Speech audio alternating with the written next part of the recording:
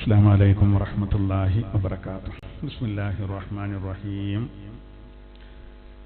الحمد لله رب العالمين والصلاة والسلام على أشرف المرسلين وعلى آله وصحبه أجمعين. أما بعد.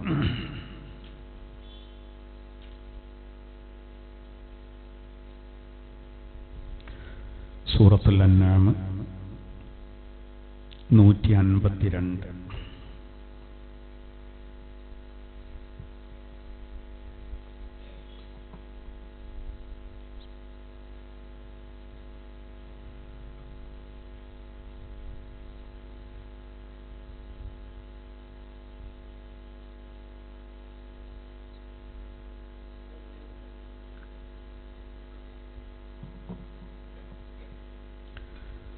أعوذ بالله من الشيطان الرجيم. بسم الله الرحمن الرحيم. ولا تقربوا مال اليتيم إلا بالتي هي أحسن حتى يبلغ أشده وأوفوا الكيل والميزان بالقسط لا نكلف نفسا إلا وسعها وإذا قلتم فاعدلوا ولو كان ذا قربى وبعهد الله أوفوا ذلكم وصاكم به لعلكم تذكرون وأن هذا صراطي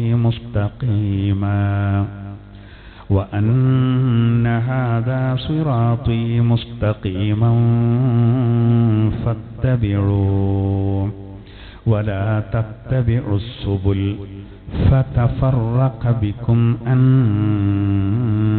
سبيله ذلكم وصاكم به لعلكم تتقون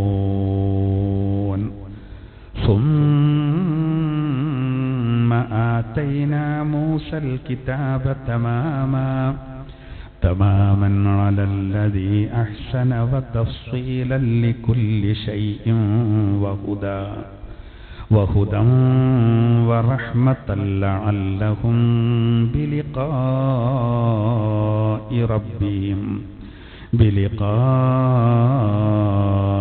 ربهم يؤمنون.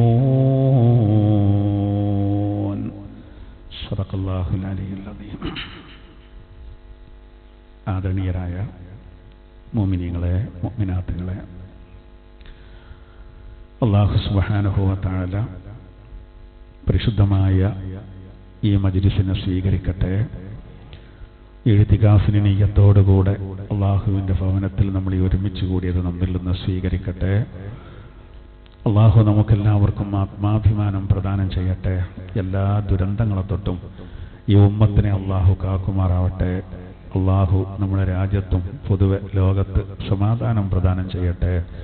എല്ലാ മുസീബത്തുകളെ തൊട്ടും അള്ളാഹു കാക്കുമാറാവട്ടെ. ശത്രുക്കളുടെ എല്ലാ ഗൂഢതന്ത്രങ്ങളെയും അള്ളാഹു താല പരാജയപ്പെടുത്തുമാറാവട്ടെ. ആമീൻ. കഴിഞ്ഞ ക്ലാസ്സിൽ നമ്മൾ വിശദീകരിച്ച ലാസ്റ്റ് ഓതി വച്ച അവസാനത്തെ ആയത്തിൻ്റെ ബാക്കിയാണ് നമ്മൾ ഓതി വച്ച ആയത്ത്. എന്ന് പറഞ്ഞാൽ 10 പ്രധാനപ്പെട്ട കാര്യങ്ങളെ ശ്രദ്ധിക്കാൻ വേണ്ടി അള്ളാഹു പറയുന്നതിൽ ആദ്യത്തെ 5 കാര്യങ്ങൾ നമ്മൾ നേരത്തെ വിശദീകരിച്ചു. ഇനി വളരെ സുപ്രധാനമായ 5 കാര്യങ്ങൾ കൂടി ഇന്ന് നമ്മൾ ഓതി വെച്ച ആദ്യത്തെ 2 ആയത്തുകളിലൂടെ അള്ളാഹു പറയണം. 2 പ്രധാനപ്പെട്ട കാര്യങ്ങൾ. പിന്നീട് മറ്റൊരു വിഷയത്തിലേക്ക് പ്രവേശിക്കുകയാണ്. ഇൻഷാ അല്ലാഹ് നമുക്ക് ഉള്ള സമയത്തിനനുസരിച്ച് നമുക്ക് പറയാം. ഇതിൽ 152-ാമത്തെ ആയത്തിൽ 4 പ്രധാനപ്പെട്ട കാര്യങ്ങൾ ശ്രദ്ധിക്കാൻ വേണ്ടി പറയുന്നുണ്ട്. അഊദു ബില്ലാഹി മിനശ് ശൈത്വാനിർ റജീം. ബിസ്മില്ലാഹിർ റഹ്മാനിർ റഹീം. ولا تقربوا مال اليتيم إلا بالتي هي أحسن حتى يبلغ أشده. ഇതാണ് ഇനിയുള്ള 5 കാര്യങ്ങളിൽ ഒന്നാമത്തെ വളരെ പ്രധാനപ്പെട്ട ഒരു വിഷയമാണ്. വലാ തഖറബു മാലൽ യതീമി, അനാഥയുടെ മുതലിനോട് നിങ്ങൾ അടുക്കരുത്. ഇല്ലാ ബില്ലത്തി ഹിയ അഹ്സൻ, ഏറ്റവും ഉദാത്തമായ നല്ല മാർഗത്തിലൂടെയല്ലാതെ. ഹത്താ യബ്ലുഗ അശുദ്ധ, ആ യതീം പ്രായപൂർത്തിയാകുന്നത് വരെ. അത് അർത്ഥം വെക്കുമ്പോൾ പഴക്കാനും പാടില്ല. അതായത് യതീമിന്റെ മുതലിനോട് അടുക്കരുത് എന്നാൽ അത് അന്യായമായിട്ട് അതെടുക്കാനോ മറ്റൊന്നും പാടില്ല. ഹത്താ യബ്ലുഗ അശുദ്ധ, അവന് പ്രായപൂർത്തിയാകുന്നത് വരെ. ആയാ പിന്നെ നിങ്ങൾ സൗകര്യം പോലെ എടുത്തോളിയെന്നല്ല, ആയാ പിന്നെ അവരങ്ങൾക്ക് ഏൽപ്പിക്കാമെന്നാണ് പറയുന്നത്. മനസ്സിലായില്ലേ? പിന്നെ അതിന്റെ ക്രയവിക്രയങ്ങൾ അത് കാര്യങ്ങളൊക്കെ വേണമെങ്കിൽ അവരെ തന്നെ എന്ത് ചെയ്യാം, ഏൽപ്പിക്കുക. അതിന് വയസ്സൊക്കെ പറയുന്നുണ്ട്. അങ്ങനെ അർത്ഥം വെക്കണം, അല്ലെങ്കിൽ പഴിച്ചു പോകും. അപ്പോ അല്ലാഹു തആല വളരെ പ്രധാനപ്പെട്ട ഒരു കാര്യം ഉമ്മത്തിനെ പഠിപ്പിക്കുന്നത്, അനാഥരുടെ മുതല് അത് അന്യായമായിട്ട് ഒരു നിലക്ക് എന്ത് ചെയ്യാൻ പാടില്ല, അതിനോട് അടുക്കരുത് എന്നാണ്. ഇത് പറയാൻ തന്നെ കാരണം എന്താ വെച്ചാല്, നബി സല്ലല്ലാഹു അലൈഹി വസല്ലമ തങ്ങൾ പ്രബോധന രംഗത്ത് വരുന്ന കാലത്ത് അബൂജഹലിനെ പോലെയുള്ള ആളുകൾ യതീമുകളെ വല്ലാതെ പ്രയാസപ്പെടുത്തിയിരുന്നു. കാരണം ചോദിക്കാനും പറയാനും ആളില്ല എന്നുള്ളതുകൊണ്ട് അവരെ മുതൽ അപഹരിക്കുക, അവരെ പ്രയാസപ്പെടുത്തുക. അതിനൊന്നും യാതൊരു മനസാക്ഷികുത്തും ഇല്ലായിരുന്നു അവർക്ക്. ഇനിയിപ്പോൾ അവർ മാത്രമല്ല, ലോകത്തെ ആരൊക്കെ ആ മാർഗം സ്വീകരിക്കുന്നോ അവരൊക്കെ എന്ത് ചെയ്യും, ആ പരിധിയിൽ വരും. ഒരു കാരണവശാലും അങ്ങനെയുള്ളവരുടെ അവരെ ഒരിക്കലും പ്രയാസപ്പെടുക, അതിനോട് അടുക്കരുത് എന്നാണ്. വ്യഭിചാരത്തെ പറ്റി പറഞ്ഞവർക്ക് നിങ്ങൾ വ്യഭിചാരം ചെയ്യരുത്, വലാ തസിനു എന്ന് പറയേണ്ടതിന് പകരം ലാ തഖറബു സിന, അടുക്കാൻ തന്നെ പാടില്ല. കാരണം അടുത്ത് കഴിഞ്ഞാൽ പിന്നെ ഇബ്ലീസ് അവിടെ ഇടപെടും, അത് സംഭവിക്കും. അപ്പോൾ ആ ഒരു ഭാഗത്തേക്ക് അതിനുള്ള സാഹചര്യങ്ങൾ, ഒറ്റക്കാകുന്ന അവസ്ഥ, ഒരു സ്ത്രീയുമായിട്ട് ഒറ്റക്കാകുന്ന അവസ്ഥ, അതിനുള്ള സാഹചര്യങ്ങൾ ഉണ്ടാകുക, ഇബ്ലീസ് വല്ലാതെ ഇടപെടും എന്ന് പറഞ്ഞതുപോലെ തന്നെ യതീമുകളുടെ മുതൽ വലാ തഖറബു മാലൽ യതീമി ഇല്ലാ ബില്ലത്തി ഹിയ അഹ്സൻ, അടുക്കേണ്ടതിന് കുഴപ്പമില്ല, ഏറ്റവും ഉദാത്തമായ രൂപത്തിൽ. യതീം എന്ന് പറഞ്ഞാൽ മനുഷ്യരുടെ കൂട്ടത്തിൽ യതീം എന്ന് പറഞ്ഞാൽ ഒരു പ്രധാന ഒരു പോയിന്റ് അവിടെ പറയുന്നുണ്ട്, മഹാന്മാർ വിശദീകരിക്കുന്നുണ്ട്. മഹാനായ ഇസ്മായിൽ ഹഖി റളിയല്ലാഹു അൻഹു കൊടുത്ത തഫ്സീറിൽ കാണാം, ഈ യതീം എന്ന് പറഞ്ഞാൽ മനുഷ്യരുടെ കൂട്ടത്തിൽ യതീം എന്ന് പറഞ്ഞാൽ വാപ്പല്ലാത്ത ആക്കാണ് യതീമാരെ. ഉമ്മല്ലാത്ത കുട്ടിയാക്കി യതീം അറിയില്ല. വാപ്പ മരിച്ചാലാണ് ഇസ്ലാമികമായിട്ട് നമ്മളെ മതപരമായ വീക്ഷണത്തിൽ യതീം എന്ന് പറയും. എന്നാൽ ജീവികൾക്ക് നേരെ തിരിച്ചാണ്. ഒരു ജീവി, ആ ജീവിയുടെ തള്ള ഇല്ലാതെയായാലാണ് ആ ജീവിയെ യതീം എന്ന് പറയാനുള്ളത്. അത് വ്യത്യാസം അറിയാം. എന്തേ കാരണം? അതായത് മനുഷ്യരിൽ സർവ്വസാധാരണമായിട്ട് നമ്മളിപ്പോൾ ഉമ്മ വളരെ പ്രധാനപ്പെട്ടതാണ്, മുലയൂട്ടാന് ഉമ്മയാണ്, ഒക്കെ ശരിയാണ്. പക്ഷേ അവർക്ക് വേണ്ട ചെലവ് കാര്യങ്ങളൊക്കെ വഹിക്കുന്നത് ആരേക്കാരം? യതീമുകളാണ്. ഇവിടെ വിഷയം അതാണല്ലോ. അവരെ സമ്പത്ത് കാര്യങ്ങൾ ഒക്കെ കൈകാര്യം ചെയ്യുമ്പോൾ ശ്രദ്ധിക്കണം. കാരണം അത് കൈകാര്യം ചെയ്യേണ്ടിയിരുന്നത് പിതാവാണ്.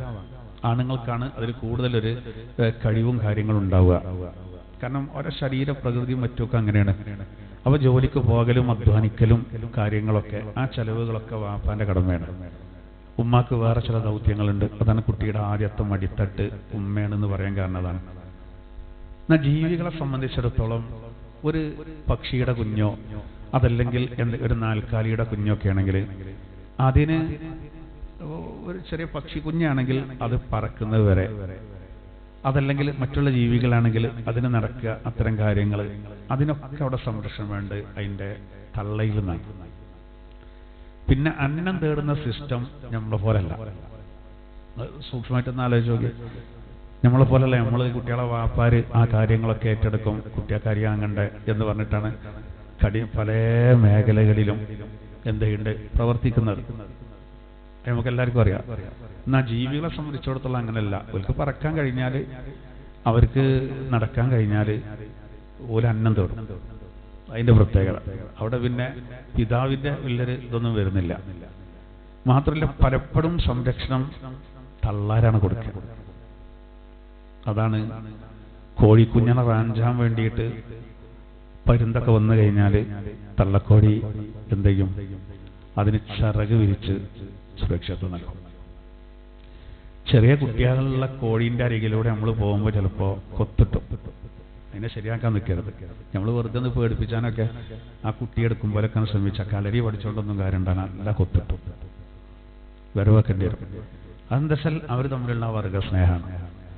അതുകൊണ്ട് തന്നെ അവർക്ക് ജീവികൾക്ക് അവരുടെ അമ്മ അല്ലെങ്കിൽ ഉമ്മ ഇതൊക്കെ പറയാം, എന്തായിരുന്നാലും അതില്ലാതാകുന്നതാണ് യതീമെന്ന് പറയുന്നത്. നമ്മൾ നേരെ തിരിച്ചാണ്, വാപ്പല്ല ഞാനാണ് യതീമെന്ന് പറയുന്നത്. അപ്പൊ അങ്ങനെയുള്ളവരെ നല്ല പരിഗണിക്കണം. ഖുർആനിൽ തന്നെ അള്ളാഹു പറയുന്നുണ്ടല്ലോ, വഅമ്മൽ യതീമ ഫലാ തഖ്ഹർ വഅമ്മസ്സായില ഫലാ തൻഹർ. അള്ളാഹു തആല പറയാണ്, നിങ്ങൾ യതീമിനെ ഒരിക്കലും അവഗണിക്കരുത്, യാചകന്മാരെ വരട്ടരുത്. ഒരു യാചകൻ വന്നിട്ട് നമ്മളോട് വല്ലതും ചോദിക്കുകയാണെങ്കിൽ വരട്ടി ഓടിക്കരുത്. അതൊക്കെ നമ്മൾ സാഹചര്യങ്ങൾക്കനുസരിച്ചാണ്. തട്ടിപ്പുണ്ട് എന്നുണ്ടെങ്കിൽ വരട്ടി ഓടിക്കല്ല, ഓനെ പിടികൂടണം. അതിനെ വേണ്ട. എന്നിട്ട് അതിൻ്റെതായ രീതിയിൽ നമ്മളെന്നെ പെരുമാറില്ല. പോലീസിൽ ഏൽപ്പിക്കേണ്ട കേസാണെങ്കിൽ പോലീസിൽ ഏൽപ്പിക്കണം. കാരണം ആ രൂപത്തിൽ പല തട്ടിപ്പുകളും വരുന്നുണ്ട്. കാലുമലൊക്കെ വലിയ കെട്ട് കെട്ടിയിട്ട് പരിക്കില്ലാത്ത ആള് നടത്തം പോലും അഭിനയിച്ച് വരുന്ന ആൾക്കാരൊക്കെ ഉണ്ടല്ലോ. അപ്പൊ ഇന്ന് വളരെ ശ്രദ്ധിക്കണം. എന്നാൽ അറിയാതെ നമ്മൾ ഒരു യാചകനെ വരട്ടാനും പാടില്ല. കാരണം എന്താ, അയാള് അതിന് അർഹതപ്പെട്ട ആളാണെങ്കിൽ അത് നമുക്ക് ദോഷം ചെയ്യും. വലിയ കുറ്റമുള്ള കാര്യമാണ് ഒരാളെ പ്രയാസപ്പെടുത്തുക. അപ്പൊ അങ്ങനെയൊക്കെ ഒരുപാട് കാര്യങ്ങളുണ്ട്. അവിടെ യതീമിനെ പ്രത്യേകം പറയുന്നുണ്ട്, ഒരിക്കലും അവഗണിക്കരുതേ നബിയേ. നബി തങ്ങൾക്ക് പിന്നെ അത് ശരിക്കറിയേ. നമ്മൾ ഈ വന്ന വഴി അങ്ങനെയല്ലോ. ഇപ്പൊ ചില ആളുകളൊക്കെ ചെറുപ്പത്തിൽ ഭയങ്കര പ്രയാസങ്ങളും കാര്യങ്ങളൊക്കെ ഉണ്ടാവും, പിന്നെ ഒരു വലിയ സമ്പന്നരാവും. പലപ്പോഴും നമ്മൾ കണ്ടിട്ടുണ്ട്, വലിയ സമ്പന്നരാവും. പക്ഷെ അവർ നല്ലോണം സഹായിക്കും. കാരണം എന്താ, അവർക്കറിയാം വന്ന വഴി നമ്മൾ അത്രയും ഇറങ്ങാറായതാണ്.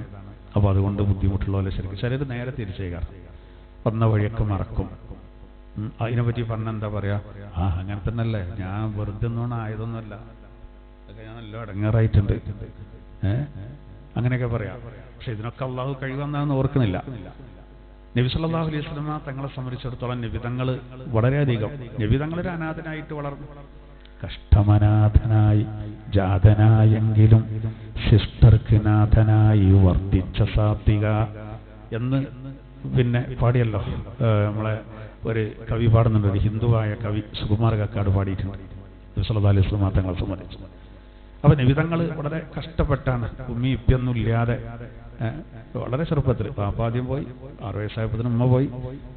പിന്നെ വല്യപ്പാന്റെ കസ്റ്റഡിയിൽ വല്യപ്പ സംരക്ഷിച്ചു. അബ്ദുൽ മുത്തലിബ് എന്നവർ, അത് 8 വയസ്സായപ്പോൾ അവൻ പോയി. 2ാം ക്ലാസ്സിലൊക്കെ പഠിക്കേണ്ട പ്രായം, 3ാം ക്ലാസ്സിൽ പഠിക്കുന്ന പ്രായമായപ്പോഴേക്ക് പിന്നെ പിതൃവ്യന്റെ അബൂ താലിബിന്റെ സംരക്ഷണത്തിൽ. അത് വേറെ.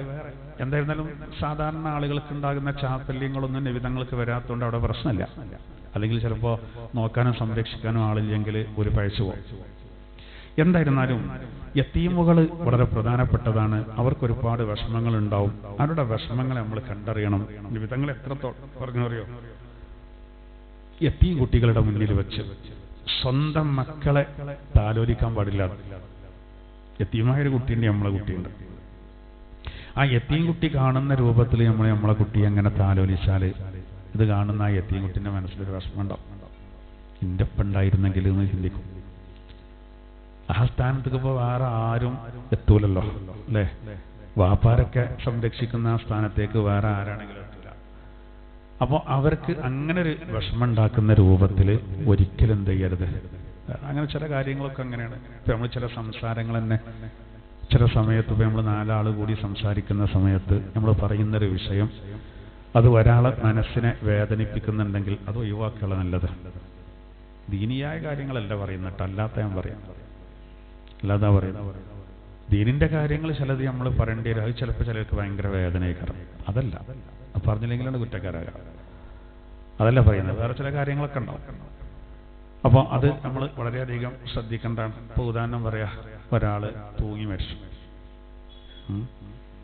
ആള് തൂങ്ങി മരിച്ചു. ആ തൂങ്ങി മരിച്ച ആളുടെ പിതാവോ അല്ലെങ്കിൽ അവരൊക്കെ ഉള്ള സമയത്ത് അവിടെ വെറുതെ ഈ വിഷയം എടുത്തിട്ടിട്ട് തൂങ്ങി മരിച്ച ഓരോ കാര്യം പോയി, അത് നമ്മളപ്പോൾ എടുത്തേണ്ട വിഷയമല്ല. കാരണം എന്താ, അത് അവർക്ക് പ്രയാസം ഉണ്ടാക്കും, മാനസികമായി വിഷമം ഉണ്ടാവും. അപ്പം എന്ത് ചെയ്യാൻ പാടില്ല, അതവിടെ എടുത്തിടാൻ പാടില്ല. അപ്പോൾ ഓരോ സാഹചര്യത്തിനനുസരിച്ചാണ് അത് അവരെ മുറിപ്പെടുത്തും. എന്നതുപോലെ ആണ് യതീമുകളെ നമ്മൾ സംരക്ഷിക്കണം. ആ കാര്യത്തിലേറെ ശ്രദ്ധ വേണമെന്ന് പറയാനുള്ള കാരണം അതാണ്. അപ്പോൾ ഈ ആയത്തിലുള്ള അല്ലാഹു പറയാണ്, വലാ തഖറബൂ മാലൽ യതീമി ഇല്ലാ ബില്ലതീ ഹിയ അഹ്സൻ. അല്ലാഹു പറയാണ്, വലാ തഖറബൂ മാലൽ യതീം, യതീമിന്റെ ധനത്തോട് അടുക്കരുത്, ഇല്ലാ ബില്ലതീ ഹിയ അഹ്സൻ, ഏറ്റവും നല്ല ഉദാത്തമായ രീതിയിലൂടെ അല്ലാതെ. നല്ല രീതിയിലേ അവരോട് അടുക്കാൻ പാടുള്ളൂ. എത്രത്തോളം? ഹത്താ യബ്ലുഗ അശുദ്ധ, അവർക്ക് പ്രായപൂർത്തി എത്തുന്നത് വരെ. പ്രായപൂർത്തി എത്തിക്കഴിഞ്ഞാൽ പിന്നെ അവരുടെ സമ്പത്തൊക്കെ അവരെ തന്നെ ഏൽപ്പിക്കുക, അവരെന്നെ കൈകാര്യം ചെയ്തോട്ടെ. അപ്പൊ ഇതൊക്കെ പ്രത്യേകം നമ്മൾ ശ്രദ്ധിക്കേണ്ട. എന്തറിയോ, ഇപ്പൊ ഒരു വീട്ടിൽ ഒരാൾ മരിച്ചു, ചെറിയ കുട്ടികളാണ്.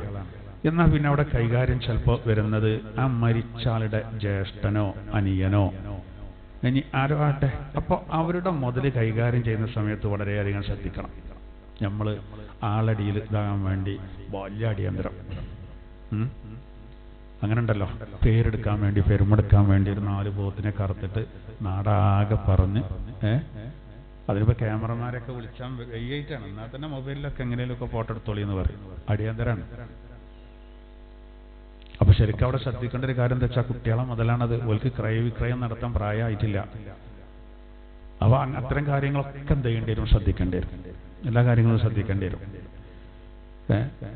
അല്ല, അതാണ് ഏറ്റവും നല്ല രീതിയിൽ ഞങ്ങൾ സമീപിക്കാവൂ എന്ന് പറഞ്ഞാൽ, അത് കൈകാര്യം ചെയ്യുന്ന ആളുകൾ അല്ല. എന്ത് മനസ്സിലാക്കരുത്, അയലോക്കത്തിൽ യതീം കുട്ടി ഉണ്ടെങ്കിൽ ഓല മുതൽ മാന്തരുത് എന്നാ പറയേണ്ടത്, അവരെ തെങ്ങുമെന്ന് വീടുന്ന തേങ്ങ എടുക്കരുത് എന്നാ പറയേണ്ടത്. അത് വേറെ, അതെന്തായെന്നൊരു സംശയമില്ലല്ലോ. അതെടുക്കാൻ പാടില്ല എന്നുള്ള വിഷയത്തിൽ യാതൊരു സംശയവുമില്ല. പിന്നെ ഇവിടെ പ്രത്യേകം പറയേണ്ടത് എന്താ അറിയോ, അത് വേറെ ആയത്തിൽ പറയുന്നുണ്ട്. ഇവിടെ പറയുന്നത് അവരുടെ കാര്യങ്ങളൊക്കെ കൈകാര്യം ചെയ്യുന്ന ആളുകൾ വളരെ ശ്രദ്ധിക്കണം എന്നാണ്. ഇത് പ്രത്യേകം പറയുന്നത് ആരാണോ അത് കൈകാര്യം ചെയ്യുന്നത് അവർ അത് ശ്രദ്ധിക്കണം. അവർക്ക് പ്രായപൂർത്തി ആകുന്നത് വരെ എന്നാണ് മഹാനായ ഇമാം അബൂ ഹനീഫ തങ്ങൾ പറയുന്നത്. ഈ പ്രായപൂർത്തിയാകുന്നത് വരെ എന്ന് പറഞ്ഞാൽ എത്ര അതിൻ്റെ പ്രായം എന്നാണ്. അത് ഇമാമുകൾക്കിടയിൽ ഒരുപാട് അഭിപ്രായമുണ്ട്. അബൂ ഹനീഫ ഇമാം പറയുന്നത് പ്രായപൂർത്തിയാണ് നമ്മൾ സാധാരണയുള്ള പ്രായപൂർത്തി അല്ല അതുകൊണ്ട് ഉദ്ദേശം.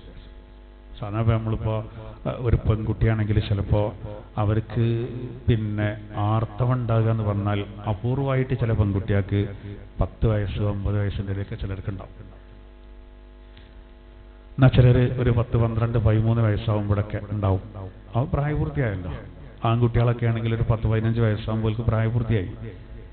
എന്നാൽ പിന്നെ ഇനി ഓല മുതലൊക്കെ ഓല തന്നെ ഏൽപ്പിക്കുക, ഇത് ആധാരം കൊണ്ടേ കൊടുത്തിട്ട് നിങ്ങൾ എന്താച്ചക്ക് ചെയ്തോളിട്ടോന്ന്, അതല്ല അതിൻ്റെ അർത്ഥം. അബൂ ഹനീഫ പറയുന്നുണ്ട്, ഇമാം പറയുന്നത് അങ്ങനെ യതീമുകളായവർ 25 വയസ്സാകുന്നവരെ ആ കാര്യത്തിൽ ഏറെ ശ്രദ്ധ വേണമെന്നാണ്. എന്നിട്ട് ഏൽപ്പിച്ചാൽ മതി. കുട്ടികൾ ചിലപ്പോൾ ആവശ്യപ്പെട്ടിട്ടോ നമ്മൾ തന്നൽ ഇപ്പാൻ്റെ ആളുള്ളത് എന്നൊക്കെ പറയും. അപ്പൊ അവിടെയൊക്കെ നമ്മൾ എന്ത് കരുതണം എന്ന് വെച്ചാൽ, ആഹാ എന്നോട് പിന്നെ എളാപ്പായ അല്ലെങ്കിൽ മൂത്താപ്പായ അല്ലെങ്കിൽ അമ്മോനായ എന്നോടവനാ വർത്തമാനം പറഞ്ഞ് നമുക്ക് കൊണ്ടുപോയണോ എൽത്തിക്കോട്ടെ, അങ്ങനല്ല. ഓൽക്ക് അറിയിട്ടാണത്. 15 വയസ്സായൊരു കുട്ടി അല്ല ഞങ്ങളെ മുതലല്ലേ എന്ന് തന്ന് കുട്ടികൾ ചിലപ്പോൾ വലിയ വർത്തമാനം പറയും. ആള് ചെറുതേക്കാരം, വർത്തമാനം വലിയ വർത്തമാനേക്കാരം. അപ്പൊ തന്നെ നമ്മളങ്ങനെയല്ല, അതൊക്കെ അതിൽ മസ്ലഹത്ത് എന്ത് ചെയ്യണം. ചിലപ്പോൾ 25 കഴിഞ്ഞാൽ നമ്മൾ മസ്ലഹത്ത് അനുസരിച്ച് ചെയ്യേണ്ടി വരും. അപ്പോൾ അബൂ ഹനീഫ ഇമാം പറയുന്നത് 25 വയസ്സാകുന്നവരെ ആ കാര്യം ചെയ്യണം എന്നാണ്. എന്നാൽ വേറെ ചില ഇമാമുകൾ പറയുന്നത് 18-ന്റെയും 30-ന്റെയും ഇടയിലുള്ള സമയമാണ് പിന്നെ യബ്ലുഗ അശുദ്ധ എന്ന് പറഞ്ഞതാണ്. പ്രായപൂർത്തി എന്നാൽ അവർക്ക് എല്ലാ നിലക്കും മാനസികമായിട്ടും മറ്റും അവർക്കൊരു പ്രത്യേകമായ ശക്തി വേണം. അത് 18 മുതൽ 30 വയസ്സ് വരെ. അപ്പോൾ ഈ ഏറ്റ വ്യത്യാസം ഉണ്ടാവും. ചില ആളുകൾ 18 വയസ്സായാൽ തന്നെ നല്ല പക്വതീകാരം, നല്ല പക്വതീകാരം. ഇപ്പോൾ കുറേ മുമ്പത്തെ അവസ്ഥ, ഇപ്പോഴല്ലേ നമ്മളെ കുട്ടികൾ 18 ഒരു പഠിക്കുകയാരം, 22-ാം വയസ്സിലും കഴിഞ്ഞിട്ടില്ല അറിയും. പണ്ടത്തെ അവസ്ഥ ആലോചിച്ച് ഇതൊക്കെ അവസ്ഥ 10-16 വയസ്സായ ഓൻ പോയി ഗൾഫ് കയറി, 17-ാമത്തെ വയസ്സിലൊക്കെ ഓൻ ഗൾഫിലായി. ഓൻ ഇങ്ങോട്ട് പിന്നെ എങ്ങനെ പറയും, ഞാൻ അത്ര കൊല്ലം 40 കൊല്ലം സൗദി ആകെ ഞാൻ കയ്യിലെടുത്താണെന്നൊക്കെ പറയും. ഇപ്പോഴുള്ള വയസ്സായി നമ്മൾ ഈ വിദേശത്തൊക്കെ നിർത്തി പോകുന്ന കുറേ ആളുകൾ വളരെ ചെറുപ്പത്തിൽ പോയതേക്കാരം അത്രയും കഷ്ടപ്പാട് സഹിച്ചിട്ടുണ്ടാവും. ചോദിച്ചു നോക്കിക്കോളി, നമുക്കറിയാൻ കഴിയും. 18 വയസ്സ്, 19 വയസ്സ്, 20 വയസ്സ് വലിയ സാഹസികത കാണിച്ചോലേക്കാരം. ഇന്ന് പറഞ്ഞാൽ ഒക്കെ പഠനം എന്നുള്ള ഒരു ഇതായതുകൊണ്ട് അങ്ങനെ പെട്ടെന്നാണ് പോകണില്ല. അപ്പോൾ നമ്മൾ 18 എന്ന് പറയുമ്പോൾ അത്ഭുതമില്ല എന്നാണ് ഞാൻ പറയുന്നത്. അപ്പോൾ ഒരു വിഭാഗം ഇമാമികൾ പറയുന്ന അങ്ങനെയാണ്, 18 മുതൽ 30 വരെ അതിൻ്റെ ഇടയിൽ അത് നമുക്ക് പിന്നെ മനസ്സിലാക്കാൻ കഴിയും. അവനെ ഏൽപ്പിച്ചാൽ പോയി ശരിയാകുമോ, ഞാൻ ഏൽപ്പിച്ച് കഴിഞ്ഞോട് പിന്നെ നമുക്കതിൽ യാതൊരു റോളും ഇല്ല എന്നല്ല കേട്ടോ. അതിലൊക്കെ നമുക്ക് കൂലിയുണ്ട്. ചിലപ്പോൾ നമ്മൾ ഇടപെട്ട കാര്യങ്ങളിൽ ഒരുപാട് കാര്യങ്ങളിൽ ഇടപെടേണ്ടി വരും. അതിനിപ്പോൾ യത്തീമാകണമെന്നില്ല. ചിലപ്പോൾ യത്തീമുകളെ പോലെ കാരണം വാപ്പുണ്ടെങ്കിലും ചിലത് ഒരു വമ്പം പ്രശ്നം ഒരു കുടുംബത്തിൽ അത് ഇടപെടാൻ വേണ്ടി വിളിച്ചപ്പോഴാണ് നമ്മൾ അറിഞ്ഞത്. അതിൽപ്പെട്ട ഒരു കക്ഷിൻ്റെ അടുത്ത് വന്ന് പറഞ്ഞു നിങ്ങളതിൽ ഇടപെടണമെന്ന്. അപ്പോൾ ആ കക്ഷിനോട് പറഞ്ഞത് എൻ്റെ ജ്യേഷ്ഠനും എൻ്റെ മക്കളൊക്കെ ഒരു ഭാഗമാണ്, അങ്ങനെ അപ്പോൾ ഞാൻ ഒറ്റയാണെന്നാണ് എന്നോട് പറഞ്ഞത്. എങ്ങനെയാണ് അടുത്തുണ്ടായൊരു സംഭവം പറയാണ്, ഞാൻ സ്ഥലമൊന്നും പറയണില്ല കേട്ടോ, അത് റെക്കോർഡ് ചെയ്യണ്ടത്. ജ്യേഷ്ഠനും എൻ്റെ മക്കളും ഓലൊക്കെ ഒരു ഭാഗമാണ്. അങ്ങനെ അയാൾ പെരയിൽ പോണില്ല, അയാൾ സ്വന്തം വീട്ടിലേക്ക് പോണില്ല, അയാൾ ഒരു റൂമിൽ ഒറ്റയ്ക്ക് താമസിക്കണം, ഫുഡൊക്കെ ഹോട്ടലിൽ നിന്ന് കൊടുത്തിട്ട്. അപ്പോൾ നിങ്ങളൊന്ന് അതിലേക്ക് ഇറങ്ങണം, നിങ്ങൾ തീരുമാനമാക്കി തരണം എന്ന് പറഞ്ഞാൽ എന്നോട്. അപ്പോൾ ഞാൻ അയാളെ ജ്യേഷ്ഠനെ വിളിച്ചു, മക്കളെയും വിളിച്ചു. അപ്പോൾ എന്താ സംഭവം, ഇയാൾ ഓരോ കെണി ഉണ്ടാക്കും, ഓരോ കേസുകൾ, എന്നിട്ട് മുതൽ മുഴുവൻ വെക്കുകയാണ്, കുറേ വിറ്റ്. അപ്പോൾ അങ്ങനെ പോവുകയാണെങ്കിൽ മക്കൾക്ക് എന്തുണ്ടാവില്ല, ഒരു അവസാനം ഒന്നും ഉണ്ടാവില്ല. ഈ അവസ്ഥ വന്നപ്പോൾ ഇയാളെ ജ്യേഷ്ഠനയിൽ ഇടപെട്ടതാണ്, ബ്ലോക്കാക്കിയാണ്. അത്രയും പ്രശ്നമുണ്ട്. അപ്പോൾ ഒരു സൽക്കാലം ആധാരം കാര്യങ്ങളാണ് എടുത്തു വെച്ചു. കുറേ സ്ഥലമുണ്ട്, ഷോപ്പിംഗ് കോംപ്ലക്സുകളുണ്ട്, ഇതൊക്കെ ഉണ്ട്. അതാണ് സംഭവം. അപ്പോൾ മസ്ലഹത്ത് ഉദ്ദേശിച്ചാണ് ആ ജ്യേഷ്ഠൻ അങ്ങനെ ചെയ്യിച്ചാൽ ഈ കുട്ടികളാകെ ലാസ്റ്റ് വഴിയാധാരമാവുന്നുള്ളതുകൊണ്ട്. അപ്പം ഞാൻ മറ്റേ ആളെ കക്ഷിയെ വിളിച്ചുകൊണ്ട് പറഞ്ഞു, ഇങ്ങനെയൊക്കെയുള്ളവർ പറഞ്ഞു, അതൊക്കെ ശരി തന്നെയാണ്, എൻ്റെ മുതലല്ലേ, എനിക്ക് വിറ്റൂടെ. മൂപ്പരെ നിലപാട് അങ്ങനെയാണ്. അപ്പോൾ ഇതാണ് അവസ്ഥ. അപ്പോൾ അതൊക്കെ എന്താ പറയുക, മസ്ലഹത്തനുസരിച്ച് കാര്യങ്ങൾ ചെയ്യാന്ന് പറഞ്ഞു. അപ്പോൾ അവിടെ ജ്യേഷ്ഠൻ ചെയ്തത് ശരിയാണെന്ന് ഞാൻ പറയുന്നത്. അല്ലെങ്കിൽ ഇവർ ആകെ കുടുങ്ങിപ്പോവും. അതുകൊണ്ട് നല്ല പക്വതയുള്ള മക്കൾ ജ്യേഷ്ഠ മൂത്താപ്പാൻ്റെ കൂടെ നിന്ന് അതുകൊണ്ടാണ് അവരപ്പോഴും പറഞ്ഞു പാപ്പാൻ എല്ലാ നിലക്കും സ്വീകരിക്കാനും നോക്കാനും തയ്യാറാണ്, വാശിക്കാൻ. അങ്ങനെ ഉണ്ടാവും ചില ആളുകൾ. അപ്പോൾ അതൊക്കെ നമ്മൾ സൗകര്യം പോലെ ചെയ്യേണ്ട കാര്യങ്ങളാണ്. അതൊന്നും ഇപ്പോൾ ഇന്ന മാർക്കെന്ന് പറയാൻ പറ്റില്ല. അതേ പറഞ്ഞ് മസ്ലഹത്തനുസരിച്ച്. അപ്പോൾ ഇവിടെ അല്ലാഹു തആല പറയാണ്, യതീമിന്റെ സമ്പത്ത് അതിനോട് നിങ്ങൾ യതീമുകളെ മുതലിനോട് അടുക്കരുത് ഏറ്റവും നല്ല രീതിയിലല്ലാതെ അവർക്ക് പ്രായപൂർത്തി എത്തുന്നത് വരെ. എത്തിക്കഴിഞ്ഞാൽ പിന്നെ നിങ്ങൾ അവരെ തന്നെ ഏൽപ്പിച്ചോളൂ, ഒരു കാര്യങ്ങൾ ചെയ്തോട്ടെ. വേറൊരായത്തിൽ ഈ വിഷയം പറയുന്നുണ്ട്. ആ ആയത്തിറങ്ങി കഴിഞ്ഞപ്പോൾ, അതായത് പിന്നെ യതീമുകളുടെ മുതൽ ഏതെങ്കിലും രൂപത്തിൽ നമ്മൾ അതിന് പറ്റിയാൽ അത് വലിയ ശിക്ഷക്ക് കാരണമാകും എന്ന ആയത്തിറങ്ങിയതോടുകൂടെ സ്വഹാബത്ത് അള്ളാന്റെ തിരുദൂതരോട് വന്നിട്ട് പറഞ്ഞു, അവർ വല്ലാതെ പേടിച്ചു പോയി എന്ന് പറഞ്ഞാൽ ഇനി ആ ഭാഗത്തേക്ക് തന്നെ നമ്മൾ ചിന്തിക്കണ്ടെന്നുള്ളതുണ്ടായി.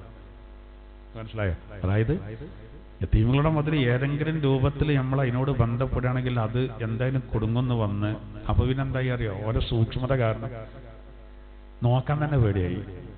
അപ്പോൾ പറഞ്ഞു, അതായത് ഇപ്പോൾ ചില സഹായിമാർക്ക് സംശയം വന്നെന്താ വെച്ചാൽ, ഇപ്പോൾ അവരെ സംരക്ഷിക്കേണ്ട ഭാഗമായിട്ട് ചിലപ്പോൾ ഓരോരുത്തുനിന്ന് വെള്ളം കുടിക്കേണ്ടി വരും, ചിലപ്പോൾ ഭക്ഷണം കഴിക്കേണ്ടി വരും. അതിലെന്തെങ്കിലും തെറ്റുണ്ടാവുമോ എന്നാണ് അവർക്ക് വന്നത്. അപ്പോൾ അതൊക്കെ ചില കാര്യങ്ങൾ അങ്ങനെ എല്ലാം നോക്കേണ്ട ആവശ്യമില്ല. ഇപ്പോൾ നമ്മൾ തന്നെ ഇപ്പോൾ ഒരു യതീമുകളായൊരു വീട്ടിലേക്ക് നമ്മൾ ചെന്നു നോട്ടിക്കോളി. അപ്പോൾ ആ വീട്ടിലേക്ക് നമ്മൾ ചെല്ലുമ്പോൾ നമ്മളെന്തെങ്കിലും ചിലപ്പോൾ സഹായം കൊടുക്കാനൊക്കെ ചെന്നേക്കാരം. അപ്പോൾ ഓലെന്ത് ചെയ്തു, വെള്ളം കുടിക്കാതെ പോകാൻ പാടില്ല. അപ്പോൾ അവരെന്ത് ചെയ്തു, നമുക്ക് വെള്ളം കലക്കി തന്നു. നമ്മൾ കുടിക്കാതെ പോന്നാൽ ഓൽക്കത് ഭയങ്കര വിഷമേക്കാരം, ഞങ്ങൾ ഇല്ലാത്തവരായതുകൊണ്ടേക്കാറല്ല എന്ന് തോന്നിയാലോ അല്ലേ? അത് നമ്മൾ കൂടി ചിലപ്പോൾ ആ വെള്ളം കലക്കാനുള്ളത് വേറെ ആൾ കൊടുന്നു കൊടുക്കുമ്പോൾ അയാളെ നീയത്തെന്തേക്കാരം, എത്തിയും കുട്ടികളല്ലേ അറ്റങ്ക് വെള്ളം കലക്കാലോ അല്ലേ? അങ്ങനെ എഴുതുന്നുണ്ടാവും. അത് തെറ്റല്ല എന്ന് പറഞ്ഞത്, അതങ്ങനെ പ്രയോഗമാണ്. വയനാട്ടിൽ നിന്ന് കണ്ണിയത്ത് ഉസ്താദിന് ചായപ്പൊടി കൊടുന്നു കൊടുത്താർക്ക് തൻ്റെ ശിഷ്യനാണ് കൊടുന്നു കൊടുത്തത് ചായപ്പൊടി. അപ്പോൾ ഉസ്താദ് എല്ലാം ക്ലിയർ ആക്കുമല്ലോ. അപ്പോൾ ഉസ്താദ് ചോദിച്ചത് എന്തിനാ ചോദിച്ചു, എന്തിനാ ചായപ്പൊടി എന്തിനേക്കാ? ഇപ്പോൾ കുളിക്കേണ്ട ആളോട് നമ്മൾ ചിലപ്പോൾ ചോദിക്കുമല്ലോ, കുളിക്കുകയാണില്ലേ? അല്ല കുളിക്കല്ല, ഞാൻ പൂളൊക്കെ എങ്ങനെ മണ്ണിടുകയാണ്, അയാൾക്ക് ഈറടിച്ചിട്ട് ചിലപ്പോൾ പറയും. അങ്ങനെ ഉണ്ടല്ലോ ചിലപ്പോൾ. അപ്പോൾ ഇത് എന്തിനാന്ന് ചോദിച്ചപ്പോൾ കണ്ണിയത്ത് ഉസ്താദിനോട് അയാൾ പറഞ്ഞത്, ഉസ്താദ് ഇവിടെ കുറേ ആൾക്കാരൊക്കെ വരൂലേ, പല ആൾക്കാരും നിങ്ങളെടുത്ത് വരൂലേ, ചായ ഉണ്ടാക്കാലാറും അന്നായിക്കോട്ടെ ആറും. അയാൾ പോയ ഉടനെ മരക്കളെ വിളിച്ചുകൊണ്ട് ഈ ചായപ്പൊടി കൊടുത്തുകൊണ്ട് കണ്ണിയത്ത് ഉസ്താദ് പറഞ്ഞത്, ഇത് ഈ വീട്ടുകാർക്ക് ഹറാമും ഇവിടെ ഇവരുടെ വിരുന്നുകാർക്ക് ഹലാലാണെന്ന്. മൂപ്പരെ സൂക്ഷ്മത നമുക്കൊന്നിനെ കഴിയൂല. യഥാർത്ഥത്തിൽ ആ വന്ന ആള് ആ ചായപ്പൊടി മുഴുവൻ ഉസ്താദ് ഉപയോഗിക്കുകയാണെങ്കിൽ അത്രയും സന്തോഷമായിരിക്കും. പക്ഷെ അതൊരു വർത്താനാണത്. ഇതുപോലെ നമ്മളിപ്പോൾ ഒരു വീട്ടിലൊക്കെ വിരുന്നേരൊക്കെ വരുമ്പോൾ കുറച്ച് ഫ്രൂട്ട്സൊക്കെ കൊടുന്നാൽ എന്തിനാ നിങ്ങൾ ഇതൊക്കെ കൊടുന്നു ചോദിച്ചു. അപ്പം എന്താ പോലും പറയാം, കുട്ടികളൊക്കെ ഉള്ളതല്ലേ. അതിൻ്റെ അർത്ഥം അവിടെ വയസ്സായവർക്ക് പറ്റൂല എന്നാ? അല്ല, അതൊക്കെ ഒരു പ്രയോഗമാണ്. ഈ കൊടുന്നിലേക്ക് എന്താ ഒരു പറയാ, ഒന്നും കൊണ്ടുവരാതെ ഈ കുട്ടികളൊക്കെ അവിടെ ഉണ്ടായിട്ട് കയ്യും വീശിന് വന്നു, വല്ലാത്ത ആൾക്കാരാ എൻ്റെ കൂട്ടക്കാര് പറയും തന്നെ. അങ്ങനെ പറയും, നേരെ തിരിച്ചറിയും. കൊടുന്ന ഭയങ്കര ഒലിപ്പിച്ചലേ കാരണം ഇല്ലെങ്കിൽ നേരെ തിരിച്ചും പറയും. ഒരു ചീന സ്വഭാവമാണ്. അപ്പോൾ അതൊക്കെ റെക്കോർഡ് ചെയ്ത് കേട്ടാണ്ടല്ലോ പിന്നെ വീട്ടുകാരും എടുക്കൂല അല്ലേ? ആണോ? അപ്പോൾ നമ്മൾ ചില പ്രയോഗങ്ങൾ അങ്ങനെ എന്നതുപോലെയാണ്. അപ്പോൾ സ്വഹാബത്ത് പേടിച്ചെന്താ വെച്ചാൽ ഇവർക്ക് പിന്നെ ഇവരെ സംരക്ഷിക്കുമ്പോൾ എന്തെങ്കിലുമൊക്കെ അങ്ങനെ വല്ലതും പറ്റിയാലോ എന്നുള്ളൊരു പേടി. കുഴപ്പമില്ലാന്ന് പറഞ്ഞു. അവർ ഏറ്റവും ഉദാത്തമായ രൂപത്തിൽ ബന്ധപ്പെടാം. അവരൊക്കെ അത്രയും ആ കാര്യങ്ങൾ എന്തായിരുന്നു ശ്രദ്ധിച്ചിരുന്നു. അതാണ് ഇവിടെയും പറയുന്നത്. പിന്നെ നബി തങ്ങൾ തന്നെ പറഞ്ഞു, നമ്മൾ നേരത്തെ കുറച്ച് പറഞ്ഞതാണ്, അന വകാഫിറുൽ യതീമി ഫിൽ ജന്നത്തി ഹാകദ. രണ്ട് വിരലുകൾ, ചൂണ്ട് വിരലും നോക്കൂ മധ്യ വിരലും ഇങ്ങനെ അടുപ്പിച്ച് പിടിച്ചിട്ട് നബി തങ്ങൾ പറയാണ്, ഞാനും യതീമിനെ സംരക്ഷിച്ചവനും സ്വർഗത്തിൽ ഇതുപോലെയാണ്. ഇതുപോലെയെന്ന് പറഞ്ഞാൽ നമ്മൾ സ്വർഗത്തിൽ ഒരുമിച്ചായിരിക്കും എന്നാണ് പറയുന്നത്. അത്രയും പ്രധാനപ്പെട്ട കാര്യമാണ്. അവിടെ കട്ടെ. അതാണ് ഇപ്പോൾ. അപ്പോൾ 5 കാര്യങ്ങൾ നമ്മൾ കഴിഞ്ഞ ആയത്തിൽ പറഞ്ഞു. ഈ ആയത്തിൽ വരുന്ന 5-ൽ ഒന്നിതാണ്, യതീമുകളുടെ ധനത്തോട് ബന്ധപ്പെടുമ്പോൾ വളരെ ശ്രദ്ധിക്കണം. അത് കൈകാര്യം ചെയ്യുമ്പോൾ അവരെ നല്ലോണം പരിഗണിക്കണം എന്നർത്ഥം. അടുത്തത് അല്ലാഹു പറയുന്നത്, നീതിയോടുകൂടെ അളവും തൂക്കവും പൂർത്തിയാക്കിക്കോളൂ. അതാണ് പിന്നെ പറയുന്നത്, നീതിയോടുകൂടെ അളത്തവും തൂക്കവും നിങ്ങൾ പൂർത്തിയാക്കണം. അളന്നിട്ട് കൊടുക്കുന്ന സിസ്റ്റം ഉണ്ട്, തൂക്കിയിട്ട് കൊടുക്കുന്നതുണ്ട്. രണ്ടാണെങ്കിലും അതെന്ത് ചെയ്യണം? പൂർത്തിയാക്കണം. ഇസ്ലാമിൽ വളരെ ശ്രദ്ധിക്കേണ്ട ഒരു കാര്യമാണത്. ഏത്? അളവും തൂക്കവും നമ്മൾ വളരെയധികം ശ്രദ്ധിക്കുക എന്നുള്ളത് വളരെ സുപ്രധാനമായ ഘടകമാണ്.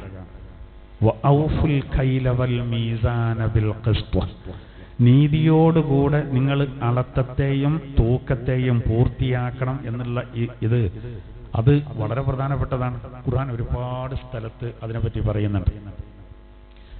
ഒരു ചരിത്രം അല്ലാഹു തആല ആവർത്തിച്ച് പറയുന്നുണ്ട്. ഷുഐബ് നബിയുടെ ജനത, മദിയനുകാരെ, അവരെ പറ്റി അസ്ഹാബുർ റസ് എന്ന് പറയും. റസ് ഇപ്പോൾ ആദ് സമൂദ് വിഭാഗത്തെ പറ്റി പറഞ്ഞിട്ട് ഖുർആൻ പറയുന്നുണ്ട്, അസ്ഹാബർ റസ് എന്ന് പറയുന്നുണ്ട്. അത് കുറേ അഭിപ്രായമുണ്ട്. റസ് പറഞ്ഞാൽ കിണർ നടത്തുന്നുണ്ട്. പണ്ട് യമനിൽ ഒരു കിണറുണ്ടായിരുന്നു. ആ കിണറിനെങ്ങനെ ആരാധിച്ചു ഒരു കൂട്ടർ, കഅബ തവാഫ് ചെയ്യും പോലെ കിണറിന് ചുറ്റും. അപ്പോൾ അതാണ് റസ്. റസിന്റെ ആൾക്കാർ ഒരല്ല നശിപ്പിച്ചു എന്നാകാം, പല അഭിപ്രായങ്ങളുണ്ട്. എന്നാൽ അതിൽ പ്രധാനപ്പെട്ട ഒരു അഭിപ്രായം അസ്ഹാബ് റസ് എന്നാൽ അസ്ഹാബ് മദിയനാണെന്നാണ്. മദിയൻ നിവാസികളാണ്. അതായത് ഷുഐബ് നബി അലൈഹി സ്വലാത്തു വസ്സലാമിന്റെ ജനത. ഓരോ പ്രശ്നം എന്തേനും, ഓരോരുത്തർക്കും ഓരോ പ്രശ്നമായിരുന്നു. ഓരോ പ്രശ്നം അളത്തത്തിലും തൂക്കത്തിലും കമ്മിയായിട്ട് ഭയങ്കര തട്ടിപ്പ്, സാമ്പത്തികമായിട്ട് വലിയ തട്ടിപ്പ്, എല്ലാവരും പറ്റിക്കാൻ. അതായിരുന്നു അവരുടെ സ്വഭാവം. ആ കഥ ഖുർആൻ ഒരുപാട് സ്ഥലത്ത് പറയുന്നുണ്ട്. അത് എന്തിനാ പറയുന്നത് നിങ്ങൾ ശ്രദ്ധിച്ചോളൂ, നമുക്ക് ഉണ്ടാകരുത്. അതാണല്ലോ വൈല് എന്ന് പറയുന്ന നരകത്തിലെ ഏറ്റവും ചൂടേറിയൊരു ഭാഗം. അത് ഇന്ന ആളുകൾക്കാണെന്ന് ഖുർആൻ ഒരുപാട് സ്ഥലത്ത് പറയുന്നുണ്ട്. ഒന്ന് നിസ്കാരക്കാർക്കാണ്, ശ്രദ്ധയില്ലാതെ നിസ്കരിക്കുന്നവർ. വൈലുൽ ലിൽ മുസല്ലീൻ അല്ലദീന ഹും അൻ സ്വലാത്തിഹിം സാഹൂൻ. അതേ വൈര് വേറെ കൂട്ടരെ പറഞ്ഞത് വൈലുൽ ലികുല്ലി അഫ്ഫാക്കിൻ നസീം. പച്ചക്കളവ് പറയുന്ന മഹാപാപം ചെയ്യുന്ന ആളുകൾ അവർക്ക് വൈലുണ്ട് എന്നാണ്. മറ്റൊരായത്തിൽ പറയുന്നത് വൈലുൽ ലികുല്ലി ഹുമസത്തിൽ ലുമസ. ഗീബത്ത്, നമീമത്ത്, കുത്തുവാക്കുകൾ മൊഴിയുന്ന ആളുകൾ, അങ്ങനെയുള്ള ആളുകൾക്ക് വൈലുണ്ട് എന്നാണ്. ഇനി വേറൊരു വൈലേതാ? വൈലുൽ ലിൽ മുത്തഫിഫീൻ الذين إذا اكتالوا على الناس يستوفون وإذا كالوهم أو وزنوهم يخسرون. അല്ലാഹു പറയുകയാണ്, അളത്തത്തിലും തൂക്കത്തിലും കമ്മി വരുത്തുന്നവർക്ക് വൈലെന്ന നരകമുണ്ട്. ജനങ്ങളിൽ നിന്ന് അളന്നു വാങ്ങുമ്പോൾ അവർ പൂർത്തിയാക്കുന്നു, അങ്ങോട്ട് കൊടുക്കുമ്പോൾ വിൽപ്പന നടത്തുമ്പോൾ അവർ കമ്മി വരുത്തുന്നു. നമുക്ക് ഒന്നായിട്ട് മൊത്തമായി കടയിലേക്ക് വാങ്ങുമ്പോൾ അളവും ഇതൊക്കെ നല്ല പൂർത്തിയാക്കിന് വാങ്ങും. ഇനി ജനങ്ങൾക്ക് ചില്ലറയായിട്ട് വിൽക്കുമ്പോൾ അതിൽ കൃത്രിമം കാണിക്കും. അങ്ങനെയുള്ളവർക്ക് വൈലുണ്ട് എന്നാണ്. അതുകൊണ്ട് തന്നെ നമ്മൾ ഏറെ ശ്രദ്ധിക്കേണ്ട ഒരു കാര്യമാണ് ഈ അളത്തത്തിലും തൂക്കത്തിലും അതിൽ ഒരു കുറവ് വരലും കാര്യങ്ങളും. ഇതിന്റെ വ്യാഖ്യാനത്തിൽ ഒരുപാട് സംഭവങ്ങൾ കാണാം. അതിൽ വളരെ സുപ്രധാനമായ ഒരു സംഭവം മഹാന്മാരായ മുഫസ്സിർ രേഖപ്പെടുത്തുന്നത്, ഒരു കച്ചവടക്കാരന് മരണം ആസന്നമായ സമയത്ത് അയാൾക്ക് കലിമ ചൊല്ലി കൊടുത്തു. ലാ ഇലാഹ ഇല്ലല്ലാഹ് എന്ന് കലിമ ചൊല്ലി കൊടുത്തു. അപ്പൊ ഈ ലാ ഇലാഹ ഇല്ലല്ലാഹ് എന്ന കലിമ ചൊല്ലി കൊടുക്കുമ്പോ ഇയാൾക്ക് ചെല്ലാൻ കഴിയുന്നില്ല. ഇയാൾ വേറെ വർത്താനം പറയാൻ ഇയാൾക്ക് കഴിയുന്നുണ്ട്. പക്ഷെ എങ്ങനെയായാലും ഇയാള് ലാ ഇലാഹ ഇല്ലല്ലാഹ് പറയില്ല. അവസാനം ഇയാള് വളരെ വിഷമത്തോടുകൂടെ ചൊല്ലി കൊടുക്കുന്ന ആളോട് പറഞ്ഞു, ലിസാനുൽ മീസാൻ അലാ ലിസാനി. അയാൾ പറയുന്നെന്താ? മീസാനിന്റെ, അതായത് തുലാസിന്റെ, ഇയാള് കച്ചവടക്കാരനായിരുന്നു, തുലാസിന്റെ ലിസാന് എന്റെ ലിസാനുമ്മലാണ്, അതെനിക്ക് പറയാൻ കഴിയാത്തത്. ലിസാൻ പറഞ്ഞാൽ നേരർത്ഥം നാവ് എന്നാണ്. ലിസാന് ഭാഷ നടത്തണ്ട്, ഒക്കെ സാഹചര്യങ്ങൾക്കനുസരിച്ച് മാറും. ലിസാനിന് ഭാഷ നടത്തണ്ട്. അതാണ് നമ്മൾ മദ്രസയിലെ കുട്ടികൾക്കുള്ളൊരു പാഠപുസ്തകത്തിന്റെ പേര് ലിസാനുൽ ഖുർആൻ എന്നാണ്. അത് ഖുർആന്റെ ഭാഷ. ലിസാനുൽ ഖുർആൻ എന്ന് പറഞ്ഞാൽ ഖുർആന്റെ ഭാഷ. എന്നാൽ ഇവിടെ ഇയാൾ, ഈ മരണം ആസന്നമായ ആള്, ലാ ഇലാഹ ഇല്ലല്ലാഹ് പറയാൻ കഴിയാത്ത ഇയാൾ പറയുന്ന എന്താ? ലിസാനുൽ മീസാനി ലിസാനി അലാ ലിസാനി. മീസാനിന്റെ ലിസാന് എന്റെ നാവിന്റെ മേലിലാണ്, അതെനിക്ക് ലാ ഇലാഹ ഇല്ലല്ലാഹ് പറയാൻ പറ്റാത്തത്. അപ്പൊ ഇവിടെ ലിസാൻ കൊണ്ട് ഉദ്ദേശം എന്താ അറിയോ? ലിസാനുൽ മീസാനി, മീസാന്റെ ലിസാൻ എന്ന് പറഞ്ഞാല് തുലാസിന്റെ ആ സൂചിക്കാണ് എന്ത് പറയാ? ഇമലുള്ളത് നോക്കുക, തൂക്കം നോക്കുക, ആ സൂചിക്കാണ് എന്ത് പറയാ? ലിസാൻ അറിയാം. അതുപോലെ ഈ പൂട്ടിനൊരു സാധനം ഉണ്ട്, കള്ളം കുടുങ്ങി അറിയില്ല നമ്മള്. ഏത് മറ്റേ കള്ളനല്ല, പൂട്ടിന്റെ കള്ളുണ്ടല്ലോ അല്ലേ? ഇപ്പത്തെ കുട്ടിയൊക്കെ പറഞ്ഞാൽ മനസ്സിലാവില്ല, പൂട്ടിന് കള്ളനോ? കള്ളം പൂട്ട് പൊളിച്ചല്ലേ എന്ന് ചോദിക്കും. അല്ല, പൂട്ടിനൊരു കള്ളുണ്ട്, ആ കള്ളം ചാടിയതാണ് അറിയും, അതിന് ലിസാൻ എന്നറിയും. അത് ലിസാൻ. അങ്ങനെ കുറെ കാര്യങ്ങളുണ്ട്. ഏതുപോലെ താക്കോലിന്റെ പല്ലിന് ലിസാൻ എന്നറിയും. താക്കോലിന്റെ ആ പല്ല്, അതിമേലാണ് കാര്യങ്ങൾ കിടക്കുന്നത്, അതുകൊണ്ടാണ്. എന്നതുപോലെ തുലാസിന്റെ ഒരു മർമ്മ പ്രധാനമായ ഭാഗമാണ് ഏത്? അതിന്റെ സൂചി. അതിന്റെ നാവുമ്മലാണ്. അതാണ് പറയാൻ കിട്ടാത്തത്. അത് മൂപ്പർക്ക് പറയാൻ കഴിയുന്നുണ്ട്. നല്ല രസം. അത് മൂപ്പര് കൃത്യമായിട്ട് പറഞ്ഞു. കുതിരാക്കിയല്ലോ, ഡോക്ടറോട് പറഞ്ഞില്ലേ കൈ ഇങ്ങനെ ഉയർത്താൻ കഴിയൂല അറിഞ്ഞില്ലേ? അപ്പൊ അയാൾ ഉയർത്തിയതോ? നോണറിയുമ്പോ പൊളിയുണ്ടാവുള്ളത് എന്ന് പറഞ്ഞ മാർക്കല്ലത്, എന്ന് പറഞ്ഞത് പോലല്ല. ഇവിടെ ഇയാൾക്ക് ലാ ഇലാഹ ഇല്ലല്ലാഹ് മാത്രം പറയാൻ കഴിയൂല. അപ്പൊ ഇയാളോട് ചോദിച്ചു, അല്ല നിങ്ങൾ എന്തേലും തെറ്റെഴുതിനോ ചോദിച്ചു. അപ്പൊ ഇയാള് പറഞ്ഞു, ഞാന് എന്റെ ആ തുലാസുമ്മ അതിന്മ പൊടി പാറുമ്പോ ആ പൊടി ഞാൻ എന്ത് ചെയ്യില്ല, നീക്കരില്ലായിരുന്നു. സുബ്ഹാനല്ലാഹ്. ആലോചിച്ച് നോക്കി നിങ്ങൾ ഈ വിഷയത്തിന്റെ ഒരു ഗൗരവം. തുലാസുമ്മലെ തുലാസുമ്മ പൊടിപടലങ്ങൾ വരുമ്പോ ഞാനത് എന്ത് ചെയ്യില്ല, തോത്തി വൃത്തിയാക്കാറില്ലായിരുന്നു. അപ്പൊ അതിനനുസരിച്ചൊക്കെ ചില ഏറ്റ വ്യത്യാസങ്ങളിൽ വന്നിട്ടുണ്ടാവുമല്ലോ, അതാണ് ഇതിന്റെ കാരണം.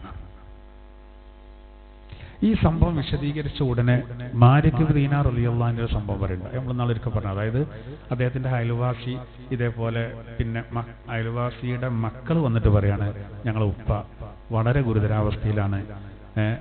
ജീവനുണ്ടോ ചോദിച്ചാൽ ജീവനുണ്ട്, ഇല്ല ചോദിച്ചാൽ ഇല്ല, അങ്ങനത്തെ ഒരു അവസ്ഥയിലാണ്. ശ്വാസമെടുക്കാൻ ഭയങ്കര പ്രയാസം, ജീവനാണ് തിരിയണില്ല. അപ്പൊ നിങ്ങളൊന്ന് വരണം എന്നാണ്. അപ്പൊ അയൽവാസിയല്ലേ, ഇയാൾ കാര്യപ്പെട്ട ആളുമല്ലോ. ചെന്നപ്പോൾ ഇയാൾ വല്ലാത്തൊരവസ്ഥയിലാണ്. ഇയാളൊരു കച്ചവടക്കാരനായിരുന്നു. അപ്പൊ ഇയാളുടെ ഈ വല്ലാത്തൊരു വെപ്രാളം. അപ്പൊ ഇയാളോട് ചോദിച്ചു, എന്താ നിങ്ങളെ അവസ്ഥ എന്താ ചോദിച്ചു. അപ്പൊ അയാൾ പറയണ, ഞാൻ അഗ്നിയുടെ ഒരു മല കാണുകയാണ്. ഇയാൾ മാലിക് ദീനാർ റളിയല്ലാഹു അൻഹുവോട് പറയണം, ഞാൻ തീയിന്റെ ഒരു പർവ്വതത്തെയാണ് ഞാൻ എൻ്റെ കണ്ണിൽ കാണുന്നത്. ഇങ്ങനെ എന്നോട് ആരോ അയിമ കയറാൻ നിർബന്ധിപ്പിക്കുകയാണ് എന്ന് പറഞ്ഞിട്ട് ഇയാൾ കരയാണ്. അതിൽ മാലിക് ദീനാർ റളിയല്ലാഹു അൻഹു അവിടുന്ന് എഴുന്നേറ്റ് പോന്നിട്ട് മക്കളെ വിളിച്ചു. വാപ്പാന്റെ നിലപാട് എന്തായിരുന്നു കച്ചവടത്തിൽ ചോദിച്ചു. മക്കൾ സത്യം പറഞ്ഞു. മക്കൾ പറഞ്ഞു, ഇവിടെ 2 അളവ് പാത്രമുണ്ട് ഇപ്പാന്റെ കടയിലെ. അതിന്റെ ഒന്നിന്റെ ഉള്ള് വിശാലാണ്, ഒന്ന് കുടിസായതുമാണ്. പുറത്തേക്ക് കണ്ട രണ്ടും ഒരുപോലെയാണ്. അപ്പോ മൊത്തമായി ഇങ്ങോട്ട് വാങ്ങുമ്പോൾ ഞങ്ങളുടെ പിതാവ് വിശാലമായതിൽ വാങ്ങും, ചില്ലറയായിട്ട് വിൽക്കുമ്പോൾ ഉള്ളു കുടിസായതിലും വിൽക്കും. അങ്ങനെ ഒരു വഞ്ചന വാപ്പ സ്ഥിരമായിട്ട് കാണിച്ചിന് പറഞ്ഞു. അപ്പൊ മാലിക് ദീനാർ റളിയല്ലാഹു അൻഹു പറഞ്ഞു, വാപ്പ പറഞ്ഞത് കേട്ടില്ല, അഗ്നിയുടെ മല കയറാൻ എന്നെ ആരോ നിർബന്ധിപ്പിക്കുകയാണ്.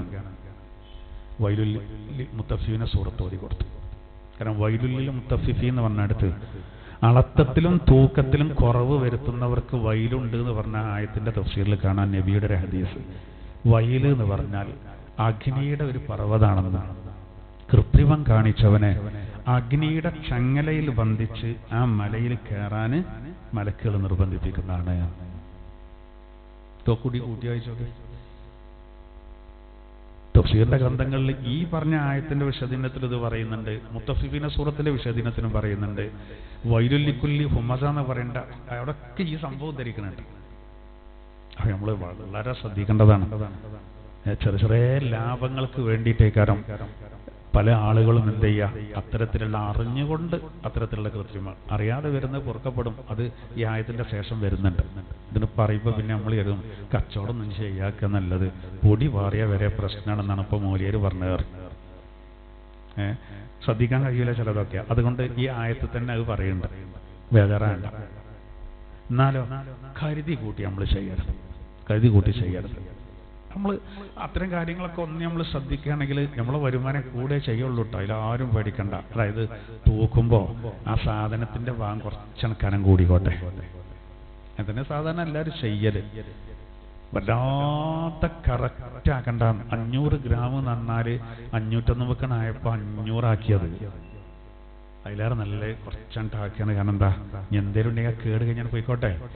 കാരണം അപ്പൊ നമുക്ക് പടച്ചോൻ വരുമാനം തരേ ചെയ്യുള്ളൂ. നമ്മൾ ഇപ്പൊ തക്കാളി ഉള്ളിയൊക്കെ അങ്ങനെ കറക്റ്റ് ആക്കിയാൽ ചിലപ്പോൾ കുറേ ചീഞ്ഞു പോകും. പടച്ചോന് കഴിയുമല്ലോ പോയി സാധനം നശിക്കാൻ. ഗ്യാരണ്ടിയുള്ള സാധനം ഒന്നല്ലല്ലോ പോയി. ഒന്നായിട്ട് നമ്മൾ വിലക്ക് വാങ്ങിയതാണ് പോകാൻ വിചാരിച്ചാൽ പോകന്നെ. കാബേജൊക്കെ ചിലപ്പോൾ കെട്ടിക്കിടന്നാലേ 2 തൊലി ഇന്ന് കളയും, ഇന്ന് കുട്ടപ്പനായി അവിടെ നിൽക്കും. അങ്ങനത്തെ നിന്നാൽ നാളെ 2 തൊലിയും കൂടി കളയും. ലാസ്റ്റ് മറ്റേ കത്തോലിക്കക്കാർ പെന്തക്കോസ്തിനെ പറ്റി പറഞ്ഞ മാരിക്കേക്കാരം. ഒരു കത്തോലിക്കൻ പുരോഹിതന് പറഞ്ഞത് പെന്തക്കോസ് തന്നെ മുട്ടക്കൂസാണ്, ഒന്നുമില്ല ഉള്ളിൽ എന്നാണ് ഓല് പറയണ്ട കേട്ടോ. നമ്മൾ അതിനൊന്നും പറയരുതേ, പരിഹസിക്കരുത്. ഗ്രൂപ്പ് തിരിഞ്ഞ് പറയേണ്ട ഓരോ പോയിന്റുകളാണ്.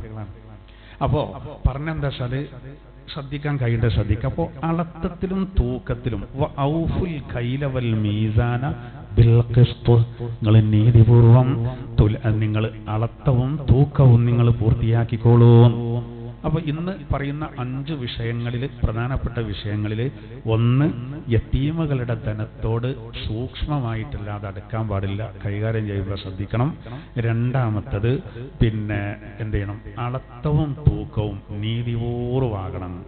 ഉടനെ തന്നെ അള്ളാഹു പറയാണ്, ലാ നുകല്ലിഫു നഫ്സൻ ഇല്ലാ വുസ്അഹാ, ഒരാളോടും അവന്റെ കഴിവിൽപ്പെട്ടതല്ലാതെ നാം കീർത്തിക്കുകയില്ല, നിർബന്ധിപ്പിക്കുകയില്ല. എന്താ അങ്ങനെ പറയാൻ കാരണം എന്താ നിങ്ങൾ? അതിന്റെ കാരണം എന്താ വെച്ചാൽ ഈ കച്ചവടം കാര്യങ്ങളൊക്കെ ചെയ്യുന്ന സമയത്ത് മാക്സിമം ശ്രദ്ധിക്കാൻ കഴിയേണ്ടത് ശ്രദ്ധിച്ചാൽ മതി. കാരണം എന്തായിരുന്നാലും ചില പ്രശ്നങ്ങൾ വരും, നമ്മളതിന് ഉത്തരവാദികളാവൂല. ഉദാഹരണത്തിന് നമ്മൾ വത്തക്ക കൊടുത്തതാണ്, ചിലപ്പോൾ ചില വത്തക്കൊക്കെ പൊളിച്ചു നോക്കിയാൽ തിന്നാൻ പറ്റാത്ത അവസ്ഥയ്ക്കാർ. വത്തക്കെന്ന് മാത്രമല്ല പല സാധനങ്ങളും അങ്ങനെ പെടാലോ. നമ്മൾ നല്ല മാങ്ങ ഉണ്ടായി, നല്ല വിരള്ള മാങ്ങയാണ്, വീട്ടിൽ കൊണ്ട് നമ്മൾ പൊളിച്ചു നോക്കുമ്പോൾ അതിൻ്റെ ഉള്ളിൽ പുഴുക്കളുണ്ട്. അത് അങ്ങനെ തന്നെ കേസിലാക്കിയിട്ട് വണ്ടി എടുത്ത് വിട്ടുകൊണ്ട് വെറുതെ പെട്രോൾ കളയണ്ട. ആ കച്ചവടക്കാരനെ പറഞ്ഞിട്ട് ഒരു കാര്യമില്ല, വെറുതെ. അതിനയാൾ ഉത്തരവാദിയല്ല, ശ്രദ്ധിക്കാൻ കഴിയൂലല്ലോ. നമ്മൾ പൂളക്കിഴങ്ങ് വാങ്ങി കൊടുന്നു നോക്കിയപ്പോൾ വേണ്ടത്ര പൊടിയില്ല എന്നൊക്കെ പറയില്ല നമ്മൾ. അതൊന്നും കച്ചവടമാക്കരുത്. അന്നിപ്പോൾ അയാളെ ഇതിൽ പെടേണ്ട കാര്യമല്ല, കഴിയൂല. കയ്പങ്ങൾക്ക് കയ്പ് കുറച്ച് കുറവായി എന്ന് പറഞ്ഞാണ്ട് അവിടെ പോയി കച്ചവടം ഉണ്ടാക്കാൻ പോകണ്ടോ? അത് പെട്ടെന്ന് അറിയാൻ കഴിയൂല. അങ്ങനെയൊക്കെ സംഭവിക്കല്ലോ ചിലപ്പോൾ ചില കാര്യങ്ങൾ. അപ്പോൾ കഴിയുന്നത് നോക്കിയാൽ മതി എന്നാണ്. അത് പ്രത്യേകം പറയാൻ കാരണം എന്താ അറിയോ? ഇപ്പോൾ മുമ്പ് അള്ളാഹു താല ഒരു ആയത്തിലൂടെ പറഞ്ഞു, നിങ്ങൾ മനസ്സിൽ ഒരു തെറ്റ് ഊഹിച്ചാൽ അത് ചെയ്തിട്ടില്ലെങ്കിലും നിങ്ങൾക്ക് വിചാരണ ഉണ്ടാവുന്നതാണ്. ആമന റസൂലുവിന്റെ തൊട്ട് മുകളിലുള്ള ആയത്ത്. ആ ആയത്തിന് ഇറങ്ങിയപ്പോഴേ നമ്മളൊക്കെയാണെങ്കിൽ എന്താ അതൊക്കെ ഇങ്ങനെ ഒരു ആത്തൂടി കേട്ടണം വിടും. നിങ്ങളെ മനസ്സിലൊരു തെറ്റിനെ നിങ്ങൾ കരുതിയാൽ അത് ചെയ്തിട്ടില്ലെങ്കിലും ചെയ്താലും ഇല്ലെങ്കിലും വിചാരണയിൽ അതുകൂടി ഉൾപ്പെടുന്ന ഈ ആയത്തിന് ഇറങ്ങിയപ്പോ അബൂബക്കർ റളിയല്ലാഹു അൻഹു, ഉമർ റളിയല്ലാഹു അൻഹു, 4 പേരും 4 നേതാക്കന്മാരും നബിന്റെ അടുത്ത് ചെന്നു.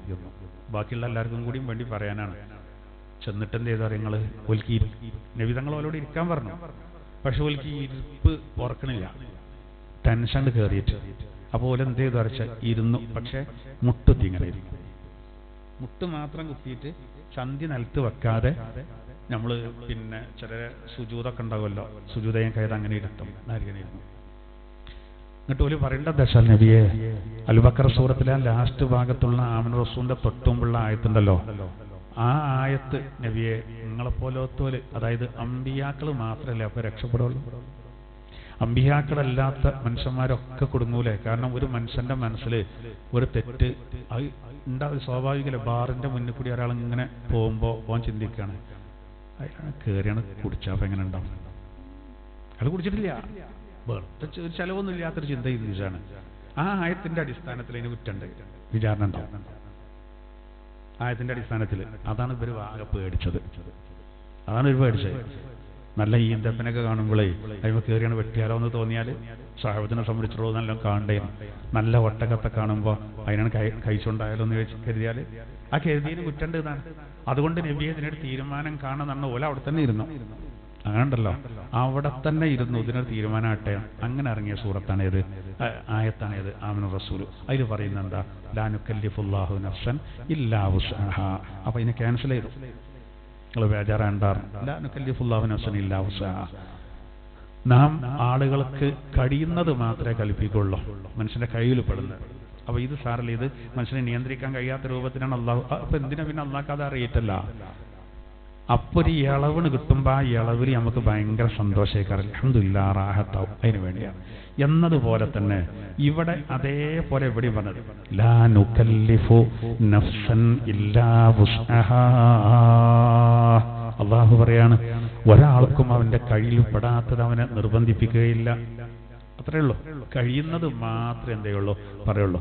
അപ്പോൾ അതിന്റെ അർത്ഥം എന്താ വെച്ചാൽ നിങ്ങൾ മാക്സിമം ഈ കാര്യങ്ങൾ എന്ത് ചെയ്തോടി, ശ്രദ്ധിച്ചോടി എന്നാണ് പറയുന്നത്. ഇപ്പൊ 2 എണ്ണായിട്ടോ. ഇനി മൂന്നാമത്തത് വഇദാ ഖുൽതും ഫഅദിലൂ വലൗ കാന ദാ ഖുർബാ. നിങ്ങൾ എന്തെങ്കിലും കൽപ്പിക്കുമ്പോൾ നീതി പാലിക്കണം, അത് കുടുംബക്കാരാണെങ്കിൽ പോലും. നിങ്ങൾക്ക് മനസ്സിലാവും. നിങ്ങളൊരു കാര്യം പറയുമ്പോൾ അത് കുടുംബത്തോടാണോ അല്ലേ നോക്കരുത്, നീതിയോടുകൂടെ വർത്തിക്കണം. അപ്പോൾ ഒരു ഉത്തരവാദിത്തമുള്ള ഒരാള്, ഉദാഹരണം പറയാം ഖാദി ആയിക്കോട്ടെ, ആ ഖാദി ഒരു കാര്യം കേസ് തൻ്റെ മുന്നിൽ വരുമ്പോ അതിൽ ചിലപ്പോ തൻ്റെ കുടുംബത്തിൽപ്പെട്ട ആളുകൾ ഉണ്ടാവുകയില്ല, അല്ലാത്തവരും ഉണ്ടാവും, അന്യരും ഉണ്ടാവും. പക്ഷെ അന്യരോട് ആവുമ്പോൾ കുറച്ച് കനത്തിലും കുടുംബക്കാരോടാവുമ്പോൾ കുറച്ച് മയത്തിലും. ആ മയം പാടില്ല. മയം കുഴപ്പമില്ല, രണ്ടൂട്ടരോടും ഒരുപോലെയാണ്.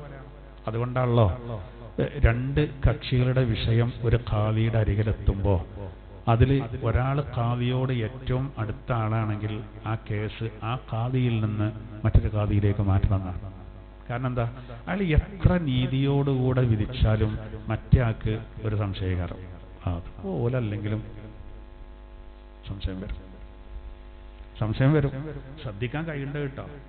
നമ്മളിപ്പോൾ പള്ളിക്ക് ഉസ്താദ് ഒരു തീരുമാനം, ഉസ്താദിൻ്റെ അടുത്തൊരു കേസെത്തി, അപ്പോൾ ഒരാൾ ചിന്തിക്കണം കഴിഞ്ഞ ആഴ്ച ഉസ്താദിന് ചിലവായാലോടേനു, അപ്പോൾ ഒന്ന് നോക്കിയിട്ട് കാര്യമില്ല, അങ്ങനെ കണ്ടാവും ചിലപ്പോൾ. എന്നാലും ശ്രദ്ധിക്കണം. എൻ്റെ മേലിൽ നിന്നാളൊരു വിഷയം ഉണ്ടായിട്ട് അതിൽ ഒരു കക്ഷി ഞാൻ വണ്ടിയേറ്റം വരാറുണ്ട്. ഞാൻ വേണ്ടാറുണ്ട്, ഒരു സ്ഥലത്തേക്ക് പോവുകയാണ്. അപ്പോൾ ഞാൻ വണ്ടി വിളിച്ച് വന്നുകൊണ്ട് കാരണം എന്താ, അയിപ്പെട്ടൊരു കക്ഷി നമ്മളെ കാറിൽ കൊണ്ടുപോയാണ് ഇറക്കുമ്പോൾ മറ്റേ കക്ഷി ഈ പത്താപ്പ് ഉണ്ടാകുകയെന്ന് നമുക്കറിയാം. ഒരു പോരോളൊപ്പം സംസാരിച്ചു നല്ല കരുതുക. നമ്മൾ എങ്ങനെ സൂക്ഷ്മമായിട്ട് പറഞ്ഞാലും അത് സംശയം വരും. ഞാൻ പറഞ്ഞു ഇന്നിപ്പോൾ ഞാൻ മധ്യസ്ഥനല്ലേ, അപ്പോൾ നിങ്ങൾ വണ്ടി വേണ്ട, ഞാൻ വന്നുകൊണ്ട് പറഞ്ഞു, തെറ്റിദ്ധാരണ ഉണ്ടാവും അല്ലെങ്കിൽ. അപ്പൊ അങ്ങനെ ശ്രദ്ധിക്കാൻ കഴിയണ്ടേ നമ്മൾ ശ്രദ്ധിക്കണം. പിന്നെ എല്ലൊന്നും ശ്രദ്ധിക്കാൻ കഴിയൂല, ഇപ്പൊ ഈ മദ്രസിലെ കുട്ടികളൊക്കെ ഉണ്ടല്ലോ, ഇന്നും ഉസ്താദ് ചീത്തറിയില്ല. എന്താ കാരണം, ഞങ്ങളോട് നല്ല ഫുഡാ കൊടുത്തിട്ടുണ്ട്. കുട്ടികൾ പറയാ ഉസ്താദ് എൻ്റെ അവിടെയാണ് ചെലവ് ഭക്ഷണം എന്നൊക്കെ പറഞ്ഞാല് അങ്ങനെ ഉണ്ടാവും. അപ്പൊ പിന്നെ കേക്ക് ഉസ്താദ് കാട്ടും പോലെ പെരി എന്ന നല്ല ചെറിയൊക്കെ തീർച്ച മദ്രസിലെത്തുമ്പോ ആ ഭാഗം തന്നെ ചിന്തിക്കരുത്.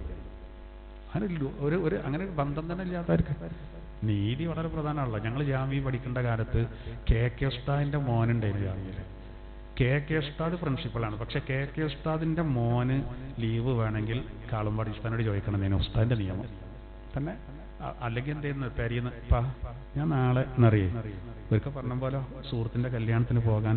അപ്പോൾ പറഞ്ഞു കാളുമ്പാടി ഉസ്താദിനോട് ചോദിച്ചു. വളരെ സൂക്ഷ്മ, നമുക്ക് തന്നെ ഒരു മതിപ്പ് കൂടാണല്ലോ, ഒരു മതിപ്പ് കൂടാണല്ലോ. എല്ലാവരും പ്രിൻസിപ്പൾ എടുത്തു പോകുമ്പോൾ ഉസ്താദിന്റെ കുട്ടി എന്തെങ്കിലും വൈസ് പ്രിൻസിപ്പൾ എടുത്തു പോകണം. അങ്ങനെയായിരുന്നു. എന്താ സൂക്ഷ്മതയുടെ അല്ലെങ്കിൽ വേറെയുള്ള കുട്ടികൾക്ക് തെറ്റിദ്ധാരണ ഉണ്ടാവും, അതുപോലെ വാപ്പി മകനുമായിട്ടല്ലേ എന്നുള്ള. അപ്പോൾ ഓൽക്കതിന് കൂടുതൽ ഇടങ്ങേറ്. എൻ്റെ വാപ്പ പ്രിൻസിപ്പൾ ആയതുകൊണ്ട് എനിക്ക് പ്രശ്നം, മൂപ്പർക്ക് ഏറ്റവും ഇടങ്ങേറ് മൂപ്പർക്കായിരുന്നു. ആ എല്ലാ വിഷയത്തിലും ഈ നീതി, അതിനൊക്കെ നമ്മൾ ഉസ്താദുമാരൊക്കെ വലിയ മാതൃക അനുസരിച്ചിട്ടുണ്ട്, വലിയ മാതൃക. അപ്പോ ഇവിടെ അല്ലാഹു തആല പറയാണ് വഇദാ ഖുൽതും ഫഅദിലൂ വലൗ കാന ദാ ഖുർബാ. നിങ്ങൾ സംസാരിക്കുമ്പോൾ നീതിയോടുകൂടെയാകണം, അത് കുടുംബക്കാരാണെങ്കിൽ പോലും.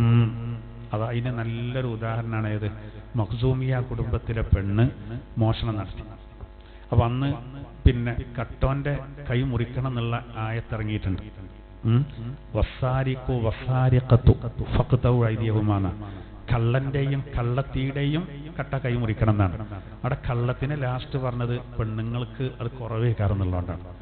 മോഷണത്തിൽ പെണ്ണുങ്ങളെക്കാൾ ആണുങ്ങളാണ് മുന്നിൽ എന്നുള്ളതുകൊണ്ടാണ് വസാരിഖു വസാരിഖത്തു വന്നത്. വസാരിഖു വസാരിഖത്തു എന്ന് പറയാൻ കാരണം അതാണ്.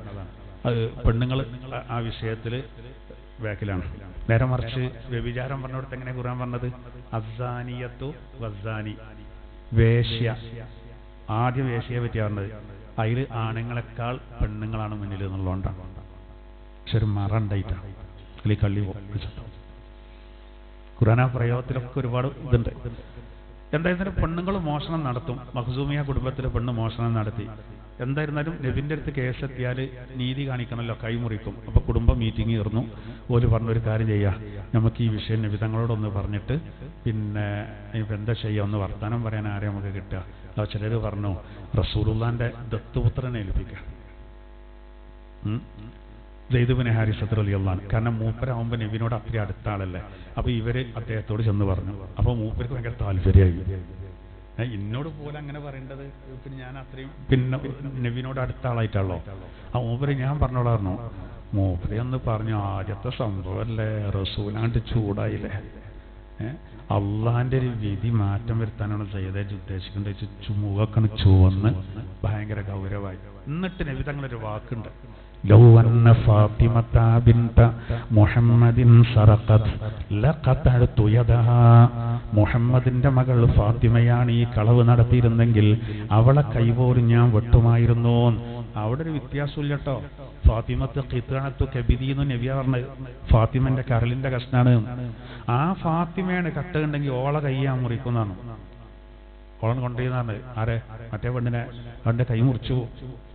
അതുകൊണ്ടല്ല അവിടെ ആ തെറ്റുകൾ അള്ളാന്റെ വിധിയാണ്, ദയല്ലാത്തതുകൊണ്ടല്ല.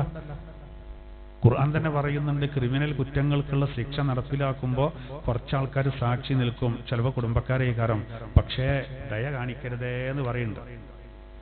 അതല്ലേ അറബ് ലോകത്തൊക്കെ നടക്കുന്ന ശിക്ഷ എല്ലായിടത്തും വേണമെന്ന് ഇപ്പൊ ഇവിടെയൊക്കെ പറയാൻ തുടങ്ങാൻ കാരണം എന്താ ഈ ആഴ്ചയിലേക്ക് എത്ര കൊലപാതകങ്ങളാണ്. എന്താ ആൾക്കാരെങ്ങനെ ചെയ്യേണ്ടതില്ലേ? ക്രൂരത. ദയ എന്ന് പറഞ്ഞില്ല. കണ്ടില്ല ഒരു സ്ഥാപനത്തിന്റെ ഒരു സെക്യൂരിറ്റിക്കാരനെ അതിന്റെ വീഡിയോ കണ്ടില്ല, ഒരു ചെറുപ്പക്കാരല്ലേ ചവിട്ടിയിട്ടാണ് മറിച്ചത്. 3-4 സ്റ്റെപ്പ് താഴേക്ക് അയാൾ വീണു പോവാണ്. ഇനി എന്താണ് പ്രശ്നം നമുക്കറിയില്ല. എന്ത് പ്രശ്നമാണെങ്കിലും ഈ സെക്യൂരിറ്റി പണിയൊക്കെ എടുക്കേണ്ടവരുണ്ടല്ലോ, കുറഞ്ഞ ശമ്പളം അറ്റങ്ങൾക്ക് കൊള്ളൂ. ഈ വയസ്സന്മാരൊക്കെ പ്രത്യേകിച്ച് അതിന് ഇരിക്കേണ്ട എന്താ അറിയോ, വേറെ വഴിയില്ലാത്തതുകൊണ്ടാണ്.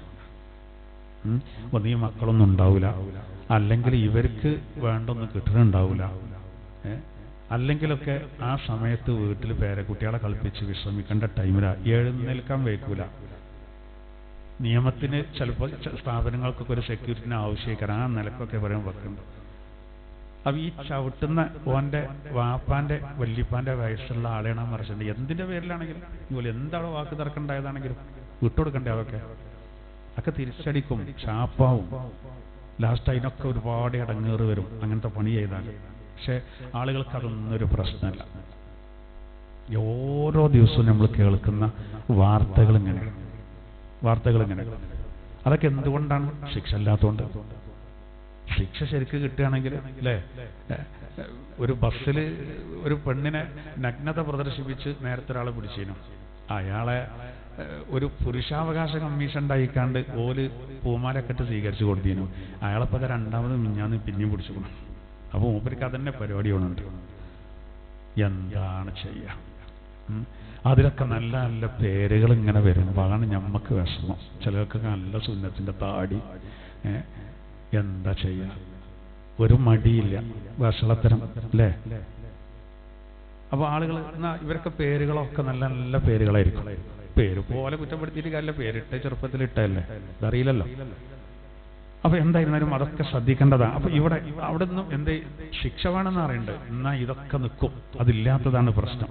ഇവിടെ അള്ളാഹു പറയാണ്. അപ്പൊ നിങ്ങൾ ഒരു കാര്യം ഈ പറയുമ്പോൾ എന്ന് പറഞ്ഞാൽ എന്താണ്, ചിലപ്പോൾ വിധി പ്രഖ്യാപിക്കുന്ന വിഷയക്കാരം, ഒരു കേസ് തീർക്കുന്ന, അതാണ് അവിടെ ഉദ്ദേശം. അത്തരം കാര്യങ്ങൾ കുടുംബക്കാരാണെങ്കിൽ പോലും നീതിയോടുകൂടെ ആകണം. ഒരു രൂപത്തിലും എന്താകരുത്, ഒരു പാകം ചേരുന്ന ഒരു സിസ്റ്റം ഉണ്ടാകരുത്. അവിടെ തെറ്റുദ്ധാരണ ഉണ്ടാകുന്നുണ്ടെങ്കിൽ അവിടെ നമ്മൾ മാറ്റണം. ഉമർ റളിയല്ലാഹു അൻഹുവൊക്കെ അത് വളരെയധികം ശ്രദ്ധിച്ചിരുന്നു. പരീക്ഷിച്ചിട്ട് മൂപ്പരൊരിക്കൽ ഒരാളായിട്ടൊരു പ്രശ്നം ഉണ്ടാക്കി ഉമർ റളിയല്ലാഹു അൻഹു. എന്നിട്ട് ആ കേസ് കോടതിയിലെത്തിച്ചു. ഉമർ റളിയല്ലാഹു അൻഹു മെയിൻ ഭരണാധികാരിയാണ്, ഖലീഫയാണ്. ഉമർ റളിയല്ലാഹു അൻഹു ആണ് ഇന്ന ആളെ അവിടെ ജഡ്ജിയാക്കിയിട്ടുള്ളത്. ഖാദി എന്നാണ് അതിന് പറയുക, ജഡ്ജിക്ക്. അവിടെയാണ് ഈ കേസ് എത്തുന്നത്. ആ കേസ് നോക്കുമ്പോൾ ഉമർ റളിയല്ലാഹു അൻഹുക്ക് എതിരാണ്, മറ്റേയാൾക്ക് അനുകൂലമാണ്. അയാൾ ഒന്നുമല്ലാത്തൊരാൾ. ഖാദി അയാൾക്കാണ് വീശു, ഉമർ റളിയല്ലാഹു അൻഹു എതിരെ വീശു. എല്ലാവരും ഞെട്ടിപ്പോയി. ആ വിധിയാണ് പ്രഖ്യാപിച്ച ഉടനെ ഉമർ റളിയല്ലാഹു അൻഹു വാള് ഊരിയിട്ട് പറഞ്ഞു, താങ്കളെങ്ങാനും ഇത് നീതിപൂർവമുള്ള ഈ വിധി ഇങ്ങനെ അല്ലായിരുന്നെങ്കിൽ ഈ വാള് ഞങ്ങൾക്ക് കരുതിയതേന്ന് പറഞ്ഞു. നിങ്ങൾക്ക് മനസ്സിലായോ? ഈ നാടകം ആർക്കറിയില്ല? ഖാദിക്കറിയില്ല. ഒരു നിലക്കും നോക്കി നിങ്ങൾ അവരൊക്കെ ഒരു ഈമാൻ നോക്കണം. അന്നൊന്നും അങ്ങനെ ഇല്ലല്ലോ, അങ്ങനൊന്നുമില്ല. അങ്ങനെ ഉണ്ടെങ്കിലില്ലേ ഇപ്പൊ നമുക്ക് തന്നെ അറിയില്ല. ഇപ്പൊ നമ്മളെ ബാബു ബജരംഗിയൊക്കെ ഒരുപാട് നമ്മളെ സഹോദരങ്ങളെ ജീവനോടുകൂടെ കത്തിച്ച ആള് എത്ര വട്ടം കോടതിയിൽ നിന്ന് കൂരി പോരാൻ കഴിഞ്ഞു? എന്താ കാരണം അറിയിട്ടില്ലല്ലോ. 100ഓളം ആളുകളെ ചുട്ടുവന്നതാണ്. എന്നിട്ടും അയാൾ കഴിച്ചിലായി റബ്ബിന്റെ കോടതിയിൽ കഴിച്ചിലാവില്ലല്ലോ. ഇപ്പോ അതിന്റെ ഫലം അനുഭവിച്ചുകൊണ്ടിരിക്കുകയാണ്. അപ്പൊ എന്തായിരുന്നാലും നമ്മളെ സംബന്ധിച്ചിടത്തോളം ആ വിഷയത്തിൽ നീതി വേണം. അവിടെ കുടുംബാണോ ഇതൊന്നും നോക്കാൻ പാടില്ല എന്നാണ്. ഇനി അടുത്തത് നോക്കൂ, വബി അഹ്ദില്ലാഹി ഔഫൂ. നാലാമത്തെ കാര്യം വബി അഹ്ദില്ലാഹി ഔഫൂ. അള്ളാഹുവിനോടുള്ള കരാറ്, ആ കരാറ് പൂർത്തീകരിക്കൂ. അള്ളാഹുവിനോട് നമ്മൾ ഒരു വാക്ക്, ഒരു കരാറ് ചെയ്തിട്ടുണ്ട്, ആ കരാറിനെ നമ്മൾ പൂർത്തീകരിക്കണം. ആ കരാർ എന്ന് പറഞ്ഞാല് എന്താന്ന് വെച്ചാൽ പലതുണ്ട്. ഒന്ന്, ആത്മീയ ലോകത്ത് വെച്ച് നമ്മളോട് പടച്ചവൻ ചോദിച്ചിട്ടുണ്ട്, അലസ്തു ബിറബ്ബിക്കും, ഞാൻ നിങ്ങളുടെ റബ്ബല്ലയോ? അന്ന് ആത്മീയ ലോകത്ത് വെച്ച് നമ്മളെ ആത്മാക്കളൊക്കെ പറഞ്ഞു, സർവ്വ മനുഷ്യരുടെ ആത്മാക്കളും ബലാ, അതെ നീ തന്നെയാണ് റബ്ബ്. ആ വാക്യം നമ്മൾ പാലിക്കണം. അള്ളാഹു ആണ് റബ്ബ് എന്ന് നമ്മൾ പാലിക്കുക എന്ന് പറഞ്ഞാൽ പിന്നെ സംരക്ഷിക്കുന്ന ആ റബ്ബിന് മാത്രമേ ആരാധന അർപ്പിക്കാവൂ.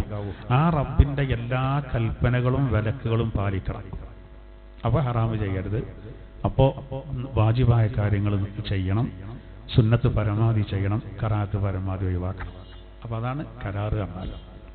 അപ്പൊ നോക്കൂ, അല്ലാഹു തആല പറയാണ് വബി അഹ്ദില്ലാഹി ഔഫൂ, അല്ലാഹുവിനോട് ചെയ്ത കരാറ് അത് നിങ്ങൾ പാലിക്കുകയും വേണം, പൂർത്തിയാക്കുകയും വേണം. ദാലികും വസ്വാകും ബിഹി ലഅല്ലകും തദക്കറൂൻ, നിങ്ങൾ ചിന്തിച്ച് ഗ്രഹിക്കുന്നതിന് വേണ്ടി നിങ്ങളോട് അല്ലാഹു നൽകുന്ന കൽപ്പനയാണിത്. ശരിക്ക് അംറ് എന്നാണ് പറയേണ്ടത്. വസിയത്ത് എന്നുള്ള വാക്കിന്ന് വന്ന പ്രയോഗമാണ് അവിടെ നടത്തിയത്. അതന്നെ ആ വിഷയത്തിന്റെ ഗൗരവം അറിയിക്കുന്നുണ്ട്. അവന്റെ വസിയത്താട്ടോ. നമ്മൾ സാധാരണ പറഞ്ഞാല് അത് ശ്രദ്ധിക്കണം, അത് വെറും വർത്താനല്ല എന്നറിയിക്കാനാണ്. അപ്പൊ അതുപോലെ അതേ പദാണ് ഇവിടെ ഉപയോഗിച്ചത്. അള്ളാഹുവിന്റെ കൽപ്പനയാണത്, നിങ്ങൾ ചിന്തിച്ച് ഗ്രഹിക്കുന്നതിന് വേണ്ടി, ഉൾക്കൊള്ളുന്നതിന് വേണ്ടി. ഇപ്പൊ 4 കാര്യമായിട്ടോ. 5ാമത്തെ കാര്യം എന്താ? വഅന്ന ഹാദാ സിറാത്തീ മുസ്തഖീമാ ഫത്തബിഊഹ്. ഇതാണ് 5ാമത്തെ കാര്യം. ഇതാണ് എന്റെ മുസ്തഖീമായ വഴി, ഫത്തബിഊഹ്, നിങ്ങൾ അതിനെ അനുധാവനം ചെയ്തോളൂ. ഇതാണ് എന്റെ മുസ്തഖീമായ വഴി, ചൊവ്വായ മാർഗം, അതിനെ നിങ്ങൾ പിന്തുടർന്നോളിയും. വലാ തത്തബിഉസ് സുബുല, വിവിധ മാർഗങ്ങളെ നിങ്ങൾ ഒരിക്കലും പിന്തുടരാൻ പാടില്ല. ഫതഫറഖ ബികും അൻ സബീലി, അപ്പൊ അത് റബ്ബിന്റെ മാർഗത്തിൽ നിന്ന് നിങ്ങളെ ഭിന്നിപ്പിച്ച് കളയുന്നതാണ്. ദാലികും വസ്വാകും ബിഹി ലഅല്ലകും തത്തഖൂൻ, നിങ്ങൾ ദോഷബാധയെ ഭയപ്പെടുന്നവർ, തഖ്വയുള്ളവർ ആകുന്നതിന് വേണ്ടി അള്ളാഹുവിന്റെ കൽപ്പനയാകുന്നു ഇത്. ആദ്യത്തെ ആയത്തിൽ പറഞ്ഞ അതേപോലെ തന്നെ ആ വാക്കാണ് ഉപയോഗിച്ചത്. പക്ഷെ ലഅല്ലക്കും തദക്കറൂൻ എന്ന് പറഞ്ഞു, ചിന്തിച്ച് ഗ്രഹിക്കാന്.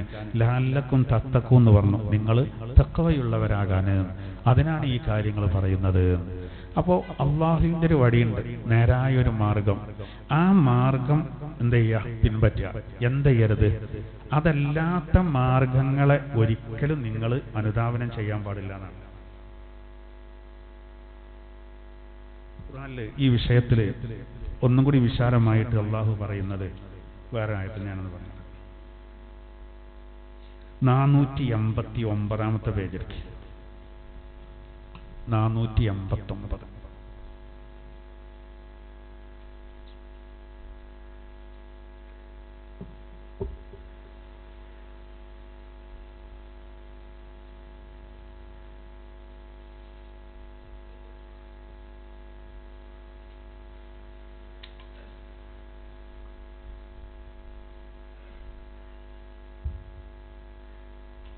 രണ്ടായത്തോടെ ഏറ്റവും മുകളിൽ ബിസ്മില്ലാഹിർ റഹ്മാനിർ റഹീം വകദാലിക ഔഹൈനാ ഇലൈക റൂഹൻ മിൻ അംരിനാ മാ കുൻത തദ്രീ മൽ കിതാബു വലൽ ഈമാൻ വലാകിൻ ജഅൽനാഹു നൂറൻ നഖ്ദീ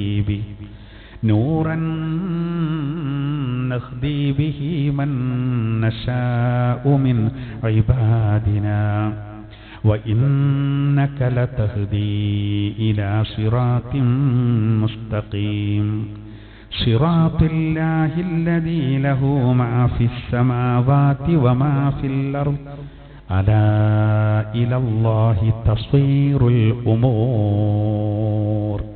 വകദാലിക, അപ്രകാരം, ഔഹൈന, അപ്രകാരം എന്ന് പറഞ്ഞാൽ മുമ്പുള്ള ഒരുപാട് പ്രവാചകന്മാരെ പറ്റി പറഞ്ഞു, അവർക്കൊക്കെ സന്ദേശം കൊടുത്തു.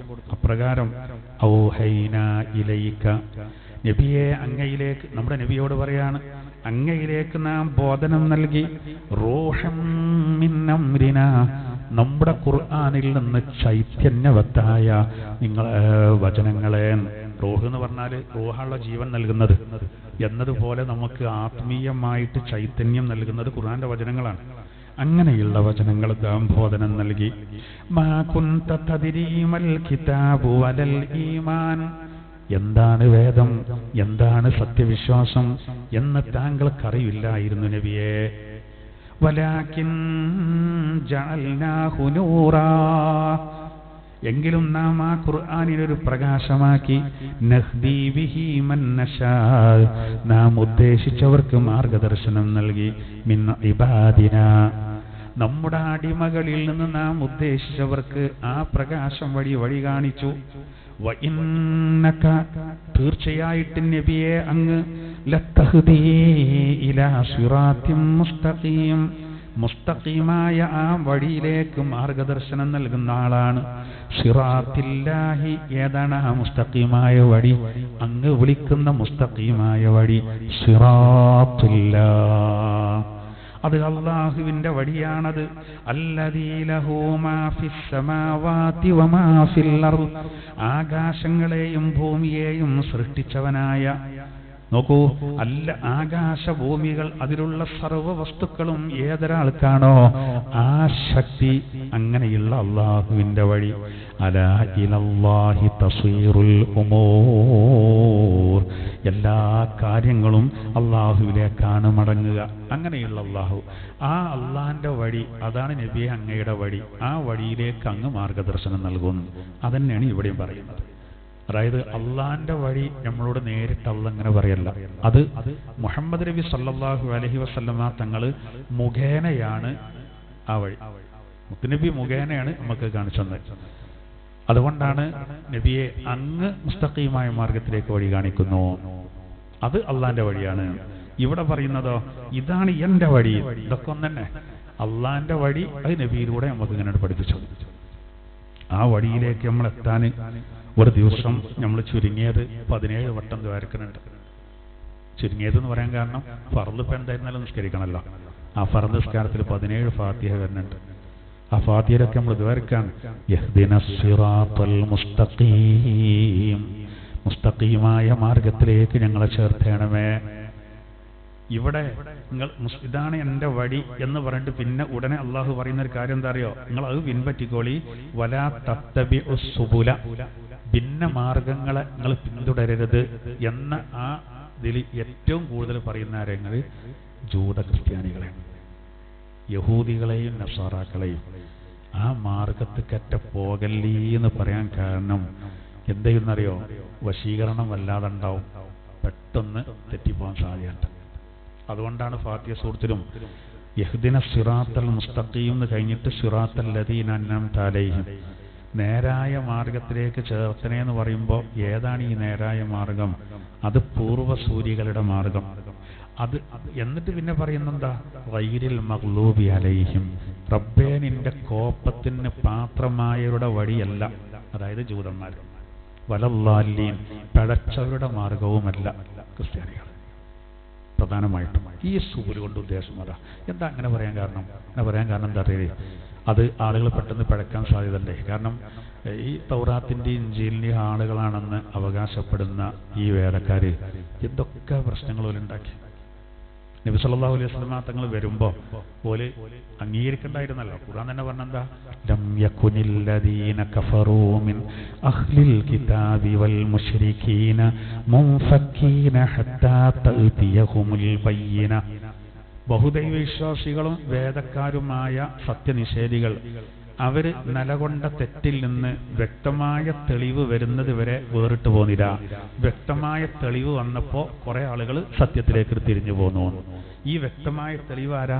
റസൂലും മിനല്ലാഹി യത്ലൂ സുഹുഫൻ മുതഹറ, സംശുദ്ധമായ വേദത്തെ ഓതിക്കൊടുക്കുന്ന റസൂലാണ്. എന്നാലോ പിന്നെ അല്ലാഹു പറഞ്ഞെന്താ? വമാ തഫറഖല്ലദീന ഊതുൽ കിതാബ ഇല്ലാ മിൻ ബഅദി മാ ജാഅതുഹുമുൽ ബയ്യിന. വ്യക്തമായ രേഖ വന്നതിന്റെ ശേഷമാണ് വേദക്കാർ ഭിന്നിച്ചത്.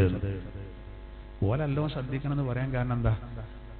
അള്ളാന്റെ തിരുദൂതർ ഖുർആനുമായി വരുന്നത് വരെ ഓല് പറഞ്ഞിരുന്നെന്താ? ഞങ്ങളെ വേദഗ്രന്ഥത്തിൽ പറഞ്ഞ അന്ത്യപ്രവാചകൻ വന്നാൽ ഞങ്ങൾ വിശ്വസിക്കുന്ന. ഉറപ്പിച്ചു പറഞ്ഞിരുന്നു.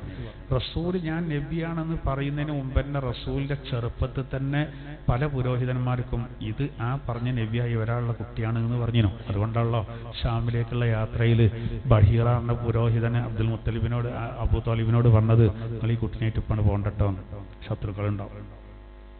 ആ കുട്ടിനെ കണ്ടപ്പോൾ അയാൾക്ക് തോന്നി ഇത് തൗറാത്തിലും ഇഞ്ചീലിലും പറഞ്ഞാണ് ആ നബിയായി ഒരാളുടെ കുട്ടിയാണ്. മക്കീന്നാണ് വരുന്നത് മനസ്സിലായതാണ്. എന്നിട്ട് നോക്കുക, ആ റസൂല് വന്നപ്പോൾ ഓലെന്ത് ചെയ്തു? കുറച്ച് ആൾക്കാരൊക്കെ നന്നായി അബ്ദുല്ലാഹിബ്നു സലാമിനെ പോലെ കുറെ ആളുകളെ ഉറച്ചു. ഒരു സത്യം അറിയാം, അതാണ് ഇന്നും ലോകത്ത് നടക്കുന്ന പ്രശ്നങ്ങൾ. പ്രശ്നം നടന്നുകൊണ്ടേയിരിക്കുകയാണ്. ജൂത ക്രിസ്ത്യാനികളാണല്ലോ ഈ പ്രശ്നങ്ങൾ മുഴുവനും ഉണ്ടാക്കുന്നത്. ആലോചിച്ച് നോക്കും, വെറുതെ വിരോധം വെക്കുക.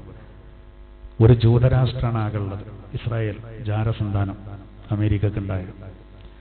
ഈ ജൂതരാഷ്ട്രം നമ്മളിവിടെ പോലെ, ഇപ്പം നമ്മളിവിടെയൊക്കെ വീടിന് അംഗീകാരം കിട്ടണമെങ്കിൽ നമ്മൾ അതിന് ഇത്ര അകലം വേണം, അത്ര അകലം വേണം, കുറേ നിബന്ധനകളുണ്ട്. അതൊക്കെ എല്ലാവർക്കും ഉണ്ടാവും. നമുക്ക് മഴക്കുഴിയൊക്കെ വേണം. എന്നാൽ ഈ ഇസ്രായേലിൽ ഏത് കെട്ടിടം ഉണ്ടാക്കുകയാണെങ്കിലും ഒരു ഔദ്യോഗിക നിബന്ധന ബങ്കർ വേണമെന്നാണ്. ഇതെന്തിനാണ്? ജപ്പാനിൽ നിയമമുണ്ട്, കനം കുറഞ്ഞ വീടുണ്ടാക്കണം. അത് ഓരോ പറഞ്ഞിട്ട് കാര്യമില്ല, ഭൂകമ്പത്തിന്റെ നാടായതുകൊണ്ടാണ്. സുരക്ഷിതത്വം വളരെ കമ്മിയാണ്.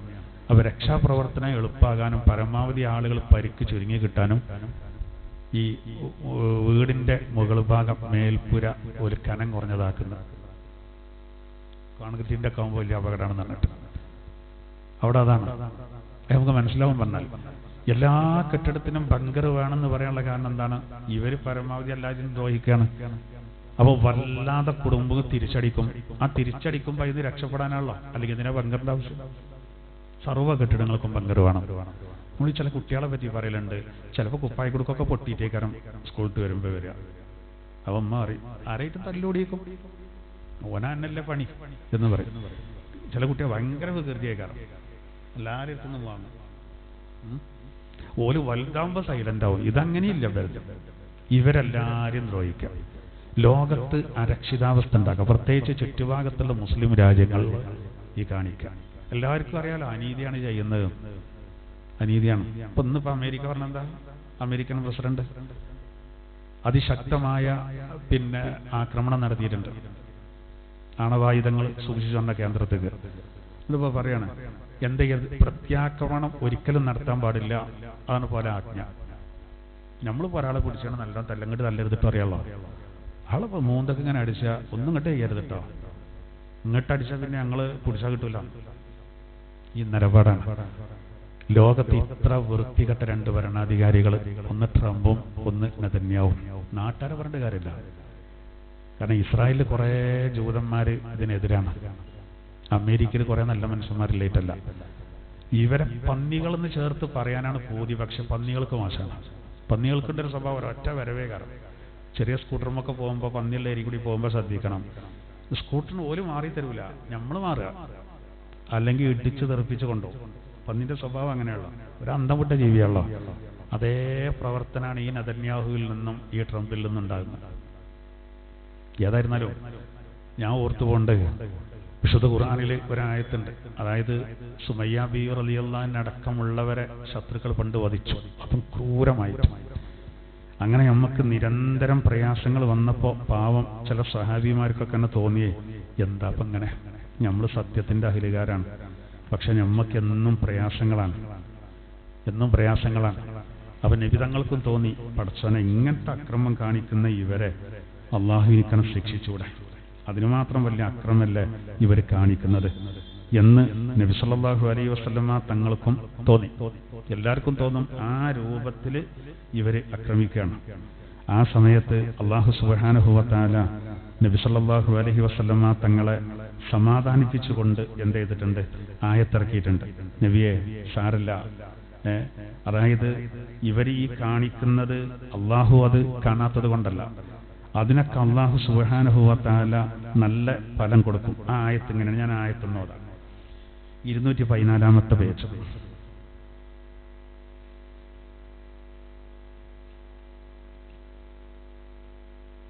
ഇരുന്നൂറ്റി 46 ആയത്ത്.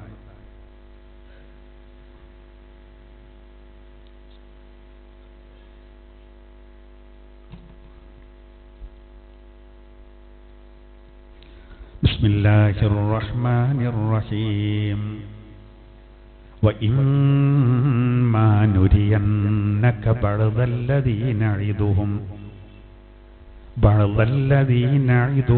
ഔ നതവഫയന്നക ഫഇലൈനാ മർജിഉഹും സുമ്മല്ലാഹു ഷഹീദുൻ അലാ മാ യഫ്അലൂൻ. വല്ലാതെ പ്രയാസം വന്നപ്പോഴേ എന്താണ് ഞമ്മക്കൊക്കെ ഫലസ്തീനെ ആക്രമിച്ചപ്പോൾ എന്താണ് ഇസ്രായേലിന് ഒരു അടി കിട്ടാത്തതെന്ന് കരുതിയിരുന്നു. ലോകത്തിനാകെ പാഠം വരുന്ന രൂപത്തിൽ ഒരു അടി ഇവർക്ക് കിട്ടണമെന്ന്. അത് ഇപ്പോഴാണ് കിട്ടിയത് അവർക്ക്. അള്ളാഹു ഈ ആയത്തിൽ പറയുന്നു, നോക്കൂ,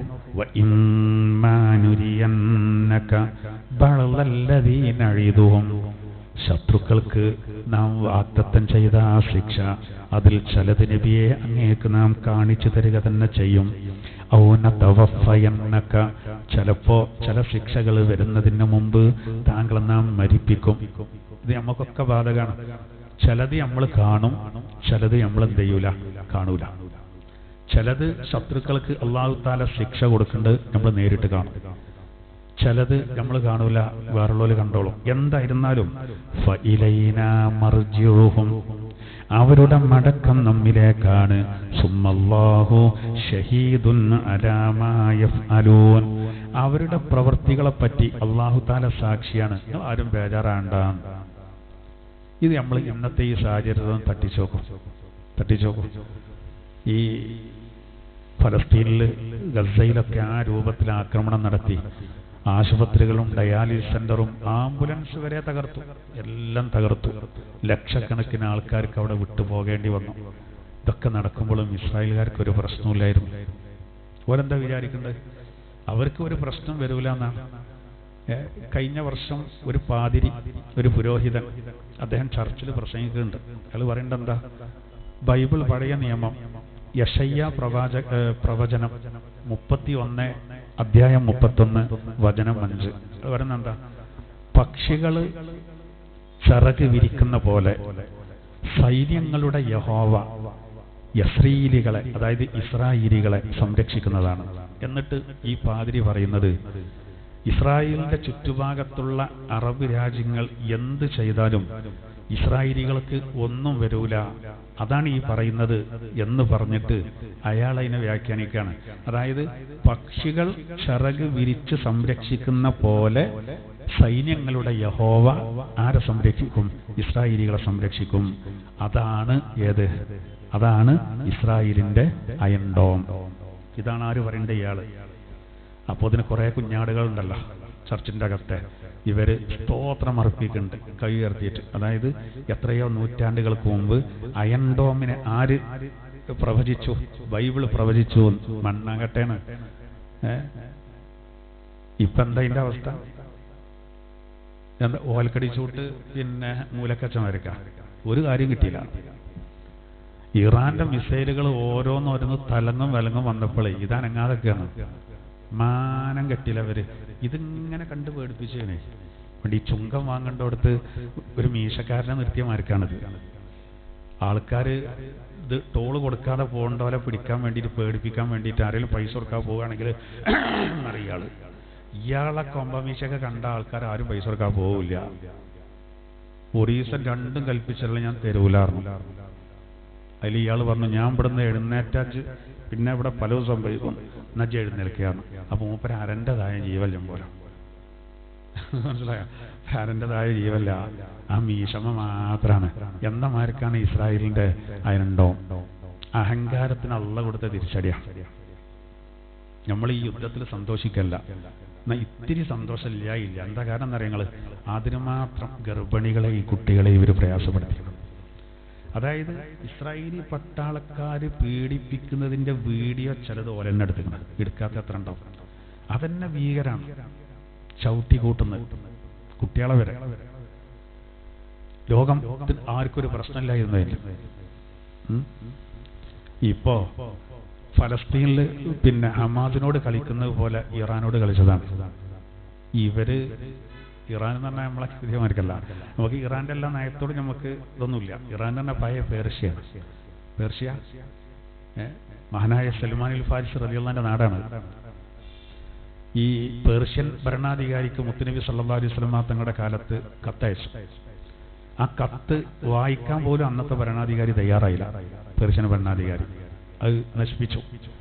എന്നിട്ട് പകരം അയാൾ എന്താ ചെയ്തത് വെച്ചാൽ യമനിൽ നിന്ന് കുറച്ച് ആൾക്കാരെ നബിനെ കൊല്ലാൻ വേണ്ടി പറഞ്ഞയച്ചു. നിങ്ങൾ കത്തയക്കരുത്. അവര് നബിന്റെ അരികെ വന്നപ്പോൾ നബി തങ്ങൾ അവരോട് പറഞ്ഞു, പിന്നെ നിങ്ങൾ ഇങ്ങോട്ട് പറഞ്ഞു വെച്ച ആളുണ്ടല്ലോ, അയാളെ മകന്റെ കൈ കൊണ്ട് കൊല്ലപ്പെട്ടിട്ടുണ്ട് എന്ന്. അതിൽ ഒരു ബേജാറായി. നബി തങ്ങൾക്ക് അള്ളാഹു ആയി എന്നാണ്. അയാൾ നബിനെ കൊല്ലാൻ പറഞ്ഞയച്ചതാണ്. അവര് നബിന്റെ അടുത്തത്തിന് മുമ്പ് മൂപ്പര് ശരിയായി, അതും മകന്റെ കൈകൊണ്ട്. ഇതറിഞ്ഞ ഇവര് അവിടെ വെച്ചെന്നെ ഷാദിന്മേലി. പിന്നെ നബിയുടെ കാലത്ത് വല്ലാതെ അവിടെ ഒന്നും നടന്നില്ല. അബൂബക്കർ റളിയല്ലാഹു അൻഹു നോക്കി, അതും വിജയിച്ചില്ല. ഉമർ റളിയല്ലാഹുവിന്റെ കാലഘട്ടത്തിൽ അവിടെ ഇസ്ലാമിന്റെ വെന്നി കൊടി മാറി. പിന്നെ കുറേ മാറ്റങ്ങൾ വന്നു. പിന്നീട് 90% ഷിയാക്കൾ കയ്യിലെടുത്തു. അത് ലക്ഷക്കണക്കിന് സുന്നികളെ കൊന്നിട്ടു. അതുപോട്ടെ, അങ്ങനെയൊക്കെ നടന്നിട്ടുണ്ട്. പക്ഷെ ഇപ്പോ ഫലസ്തീനികളുടെ ആ മക്കളുടെ ആ കണ്ണീറിന് ഒരു ഫലം ഇവർക്ക് കിട്ടണം. ഇപ്പൊ കിട്ടി. ഇപ്പോൾ ആകെ ബേജാറിലാണ്, അങ്കലാഫിലാണ്. നോക്കൂ, അവിടെ നടക്കുന്ന മുഴുവൻ പുറത്തു വരുന്നില്ല. ഇത് പൊട്ടി തകർന്നു എന്നൊക്കെ പറയുന്നുണ്ട്. ആളുനാശമല്ല. ആളുനാശമൊക്കെ വേറെ ഉള്ളിടത്തെ ഉണ്ടാവുള്ളൂ. ഓൽക്ക് ആളുനാശം ഉണ്ടാവില്ല. ഇതൊന്നും വാർത്ത മുക്കാണ്. എല്ലാവരും മറച്ചു വെക്ക ഓൽക്ക് കയ്യിൽ ലോകം മുഴുവൻ കാണാണ്. ഇപ്പൊ ആകാശ വീക്ഷണം നടത്തിയാൽ ഗസ എങ്ങനെ, അതേപോലെ തെല്ലവീവ് പോലെ ഏറ്റവും പ്രധാനപ്പെട്ട സ്ഥലമാണ് ഹൈഫ. കാരണം എന്താ, ഒന്നും ഓർക്ക് പ്രതിരോധിക്കാൻ കഴിഞ്ഞില്ല. ഇറാന്റെ ഒരു മിസൈൽ ഉണ്ട്, അതിന്റെ പേരെന്നെ സിജീൽ. തർമീഹിം ബിഹിജാറത്തിൻ മിൻ സിജീൽ. ആ സിജീലാണ്. ആ സിജീലല്ല, ആ പേരാണ്. അതൊരു സിജീൽ തന്നെയാണ്.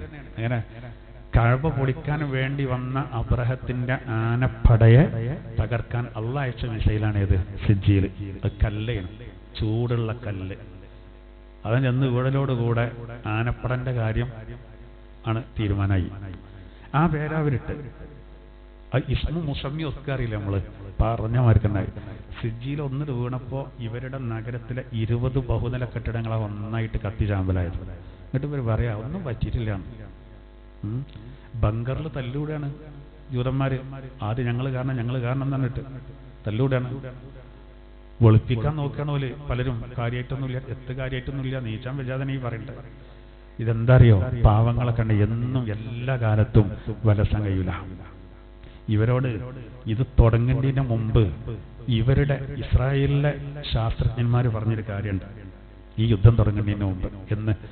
ഫലസ്തീനികളെ ആക്രമിച്ചപ്പോൾ ഈ ഹമാസിന്റെ മിസൈൽ ഇങ്ങനെ ചെറുതൊക്കെ വന്നപ്പോൾ തന്നെ പറഞ്ഞിരുന്നു, ഇതെങ്ങനെയും അവസാനിപ്പിക്കാൻ നല്ലത്, ഇത് നമുക്ക് നഷ്ടം ഉണ്ടാവും. ശാസ്ത്രജ്ഞന്മാർ ഓൽക്കറിയാലോ ഇതിന്റെ കാര്യം. ഇപ്പം എന്തായി, ഇറാന് ഒരു മിസൈൽ വിട്ടപ്പോൾ അത് ഇവരുടെ ഈ മരുന്നിന്റെ ഒക്കെ ഫാക്ടറി ഉണ്ട് വരെ, പിന്നെ അലോപ്പതി മരുന്ന് കാര്യങ്ങളൊക്കെ ഉൽപ്പാദിപ്പിക്കുന്നതും പല ഗവേഷണം നടക്കുന്ന ഇവരുടെ വലിയൊരു ഇൻസ്റ്റിറ്റ്യൂട്ട് ഉണ്ട്. അത് തകർത്തു. അത് കുറേ ദിവസം പോലും മൂടി വെച്ചു. മിഞ്ഞാന്നാണ് ഇപ്പോൾ പുറത്തു വന്നത്. ആദ്യഘട്ടത്തിൽ ഇന്നലെ പുറത്തു വന്നത്. ആദ്യഘട്ടത്തിൽ തന്നെ അത് തകർത്തിട്ടുണ്ട് അത്ര. പിന്നെ ഇറാൻ തകർത്തിട്ടുണ്ട്. എന്നാലും നോക്കൂ നിങ്ങൾ, എന്തൊക്കെ തെറ്റായ പ്രചാരണങ്ങളാ. ഇപ്പോ ഇറാന്റെ ഒരു മിസൈല് ഇവരുടെ ഏറ്റവും വലിയ 2ാമത്തെ ഹോസ്പിറ്റലിൽ തകർത്തിട്ടുണ്ട്. അത് ശരിയാണ്. അപ്പൊ നെതന്യാഹു പറയാണ്, ആശുപത്രി തകർക്കുക എന്നുള്ളത് അന്താരാഷ്ട്ര യുദ്ധക്കുറ്റാണ്. ആരാ ഈ പറയേണ്ടത്? അതാണ് നമുക്ക് പ്രശ്നം. നമ്മൾ അക്രമത്തെ പ്രോത്സാഹിപ്പിക്കുക. പക്ഷെ ഇത് പറയാൻ വിൽക്കേണ്ട അധികാരമുള്ളത്. ഇതിപ്പോ നമ്മളിപ്പോ ലഹരിനെ പറ്റി ക്ലാസ് എടുക്കാൻ കൊടുക്കുന്ന ആള് നല്ല കൊക്കൈനൊക്കെ അടിച്ചു വന്നിട്ട് നമ്മളോട് പറയാണ് ഹാൻഡ്സ് പോലും ഉപയോഗിക്കരുത് എന്ന് പറഞ്ഞാൽ അങ്ങനെ ഉണ്ടാവും. അയാൾ ഏറ്റവും വലുത് ഉപയോഗിച്ച് വരികയാണ്. എന്നിട്ട് നമ്മളോട് പറയാണ് ലഹരിന്റെ നഴ്സറിയാണ് ഹാൻഡ്സും പരമ്പരാഗൊന്നും അന്ന് ഉപയോഗിക്കരുത് കേട്ടോ എന്ന് ക്ലാസ് എടുത്താൽ എങ്ങനെ? അതേപോലല്ലേ പറയേണ്ടതിനൊരു കോലം വേണ്ട. അപ്പോൾ കേരളത്തിലെ ഒരു സംഗീത ചാനൽ പറയാണ് മക്കത്ത് ക്ലീനിങ് തീരെ നടക്കണില്ല, അറസിയിലും മിനിയിലും. ഇതിപ്പോ നമ്മളെ യൂസ്ഫലിന്റെ അടുത്ത് 5 പൈസല്ലേ അറിയും പോലെ എം.എ. യൂസ്ഫലി പറ്റ ഫക്കീറായിട്ട് ഒരു പിരിവാണെന്നാണ് അങ്ങനെ ഉണ്ടാവും. ആരെങ്കിലും വിശ്വസിക്കാതെ എന്നമാർക്കല്ല എന്തേലും പറയാ, നോണ പറയാം, ഒറ്റ നോണ പഠിച്ചു. അപ്പൊ ഇവർക്ക് എന്തോ ആരെയും ഞെട്ടിച്ചു നിർത്താം, അവരാർക്കൊന്നും തൊടാൻ പാടില്ല എന്നുള്ളതാണ്. പക്ഷെ തൽക്കാലം നടക്കൂല. അതിൽ റഷ്യൻ പ്രസിഡന്റ് പറഞ്ഞൊരു സംഗതി ഉണ്ട്, പുട്ടിനുണ്ടല്ലോ, അയാൾ പറഞ്ഞൊരു പോയിന്റ് ഉണ്ട്. അതായത് നെതന്യാഹു പറഞ്ഞു പിന്നെ ഇറാന്റെ ഭരണാധികാരിയെ കൊല്ലം ചെയ്യുന്നതാണ്. അപ്പോൾ റഷ്യൻ പ്രസിഡന്റ് അതിന് പറഞ്ഞെന്താ അറിയോ, അത് അങ്ങനെ ചെയ്തു കഴിഞ്ഞാൽ അത് പിന്നെ എന്താ, പിന്നെ ഈ ഗ്രീക്ക് പുരാണത്തിൽ ഒരു പെണ്ണിന്റെ കഥ അറിയണം. അതാണ് റഷ്യൻ പ്രസിഡന്റ് പറഞ്ഞത്. അതായത് അവരെ പിന്നെ ഏതെങ്കിലും രൂപത്തിൽ പിന്നെ ആക്രമിച്ചിട്ടുണ്ടെങ്കിൽ അത് എന്താ, പെണ്ണിന്റെ പേര് പാൻഡോറ, അവളുടെ ബോക്സ് പോലെ കയറുന്നതാണ്. പാൻഡോറയുടെ ബോക്സ് പോലെയാണെന്ന് പറഞ്ഞാൽ എന്താ അറിയോ, ഈ പാൻഡോറ എന്നൊരു പെണ്ണിന്റെ പേരാണ്. അത് ഗ്രീക്ക് ഇതിൽ ഒരു കഥ ഉണ്ട്. ഈ പാൻഡോറ എന്ന് പറഞ്ഞ പെണ്ണിന് ഈ ചില ദേവന്മാര് ഒരു ബോക്സ് കൊടുത്തു അത്രേ. മായാവി കഥ പോലെ ഈ പരശുരാമനെ എറിഞ്ഞിട്ടുള്ള കേരളം ഉണ്ടായത് മഴു എന്ന മാതിരിക്കായി, ഒരു മഴു എറിഞ്ഞപ്പോൾ കേരളം ഉണ്ടായെന്ന് പറഞ്ഞ മാതിരി. അപ്പോൾ പിന്നെ ഒരു പെട്ടി കൊടുത്തു പറഞ്ഞു. അപ്പോൾ ഈ ബോക്സ് ദേവന്മാരുടെ അടുത്ത് നിന്ന് കിട്ടിയപ്പോൾ ഈ ദേവന്മാർ പറഞ്ഞത്ര ഈ ബോക്സ് ഒരിക്കലും തുറക്കരുത്, തുറന്നാൽ നിങ്ങളെല്ലാ ഐശ്വര്യം നഷ്ടപ്പെടുന്നതാണ്. അപ്പോൾ ഈ പെണ്ണിന് അത് തുറക്കിയിട്ട് വല്ലാത്ത പൊറുതിയാട്, അതിൽ തുറന്നു, അതിലാകെ നാശമായി എന്നാണ്. പുട്ടിന് പറയുന്നത് ഇറാനെ വെറുതെ ചൊറിയാൻ ചെന്നാൽ ആ പെട്ടി തുറന്ന മാരിക്കേ കടന്നാണ്, അതിന് നിൽക്കണ്ടെന്നാ പറയുന്നത്. ഇന്നിപ്പോൾ അമേരിക്ക പൊട്ടിച്ചിട്ടുണ്ട്. ഇനിയിപ്പോൾ ഇവരടങ്ങിക്കോ, ഇതൊക്കെയുള്ള പ്രശ്നങ്ങൾ എന്താ അറിയാം, ഞങ്ങൾ മിഡിൽ ഈസ്റ്റിലെ ആകെ പ്രശ്നമാവും. ഇനിയിപ്പോൾ എല്ലായിടത്തും പ്രശ്നം വരും. കാരണം ഗൾഫിൽ പ്രശ്നം കണ്ടാൽ വെള്ളിയാഴ്ച പോത്തിറച്ചി വാങ്ങിയിട്ട് നമ്മൾ തൽക്കാലം നിർത്തിയാക്കും. എന്താ കാരണം എന്നറിയോ, ഭയങ്കര പ്രശ്നമാണ് പോലോ, എല്ലായിടത്തും ഒന്ന് കുറക്കും. അപ്പോൾ സൂപ്പർ മാർക്കറ്റിൽ കച്ചവടം കമ്മിയാവും. ഓട്ടോറിക്ഷ സ്റ്റാൻഡിൽ ചിലർ ഓട്ടോറിക്ഷ വിളിച്ചൂല, നടക്കാനല്ലേ ഉള്ളൂ പറയും. എല്ലായിടത്തും അതിന് കാണും. പള്ളിയിൽ സൊഫിൻ്റെ ഉള്ളിൽ ഇവിടെ ബക്കറ്റ് പോരില്ല എല്ലാ പള്ളിക്കലും, ചില പള്ളിക്കലൊക്കെ അത് ഇങ്ങനെ തന്നെയാണ്. നില 4 കമരിക്കാർ തണ്ണുമ്പോൾ 50 ഉണ്ടാവും 10 ഇട്ടുക്കും, 100 ഉണ്ടാവും 20 ഇട്ടുക്കും. ചിലർ കജ്ജയിക്കണ കൊണ്ടേക്കാണ്ട് അടിച്ചു, ഇട്ടോന്നും അറിയില്ല ഇട്ടില്ലെന്നും അറിയില്ല, അതിന്ന് ഇട്ടാവോന്ന് കരുതും. ഇങ്ങനെയൊക്കെ സംഭവിക്കും. ഞാൻ തമാശ അറിയില്ല.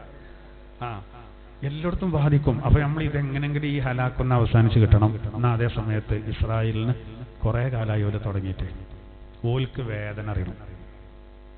ഇതിന്റെ വേദന എന്താണ്? വീടും ഫ്ലാറ്റും നഷ്ടപ്പെട്ടുള്ള ബുദ്ധിമുട്ട് ഇപ്പൊ തന്നെ മനസ്സിലായി. ഒരു കിടക്കേണ്ട കോലം കണ്ടി നിങ്ങൾ ജൂതന്മാർ ഒന്നായിട്ട് ആയിരക്കണക്കിന് ആളുകൾ തന്നെയാണ് പലസ്തീനികളുടെ അവസ്ഥ. അപ്പോഴേ മനസ്സിലാവും. അതാണ് നമ്മളവിടെ വേൾഡ് കപ്പിനൊക്കെ ഉണ്ട് കുട്ടിയാക്കൊരു ചാട്ടം, അമ്മാതിരി ചാട്ട ഫലസ്തീനിലെ കുട്ടികൾ ചാടുന്നത്. എവിടെ? ഐസിയിൽ പൊട്ടുമ്പോൾ, തെല്ലവീവിൽ ഇത് വീടുമ്പോൾ. എന്താ കാരണം? അറ്റങ്ങളെ ഇടങ്ങാറായാലും തുടങ്ങിയിട്ട് കുറേ കാലമായി. എത്രയത് സഹിക്കുക? ഒരു തിരിച്ചടിയിൽ കഴിഞ്ഞാൽ പറ്റില്ല. അത് ഇറാനെ കൊണ്ടായി എന്ന് മാത്രം. ഏതായിരുന്നാലും നമ്മൾ പഠിച്ചനോട് ഇതുവരെയൊക്കെ പ്രശ്നങ്ങളൊക്കെ തീരാനും നല്ലൊരവസ്ഥയിലേക്ക് എത്താനും നമ്മളെപ്പോഴും സമാധാനത്തിൻ്റെ ആളുകളാണ്. അത് ഏറിയിട്ടുള്ള കുഴപ്പമേ ഉള്ളൂ ഈ ഉമ്മത്തിന്. ആരും ദ്രോഹിക്കാൻ പോകില്ല, വെറുതെ വല്ലാതെ അങ്ങോട്ട് കിട്ടുമ്പോൾ പ്രതികരിക്കും, അത്രേ ഉള്ളൂ.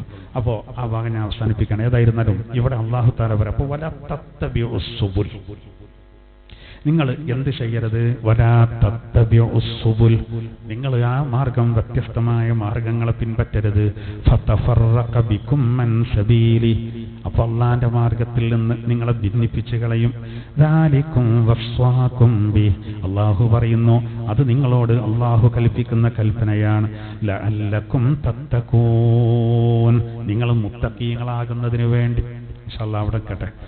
ഇനി നമുക്ക് പിന്നെ സുമ്മ ആത്തൈന മൂസ, അത് നമുക്ക് അടുത്ത ക്ലാസ്സിൽ വിശദീകരിക്കുക. കാരണം അതിൻ്റെ തുടർന്ന് വരുന്നതാണ് വഹാദ കിതാബുൻ.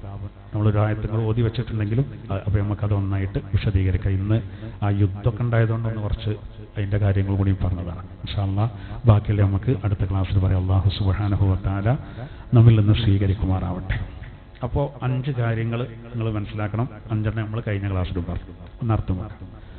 ബിസ്മില്ലാഹിർ റഹ്മാനിർ റഹീം.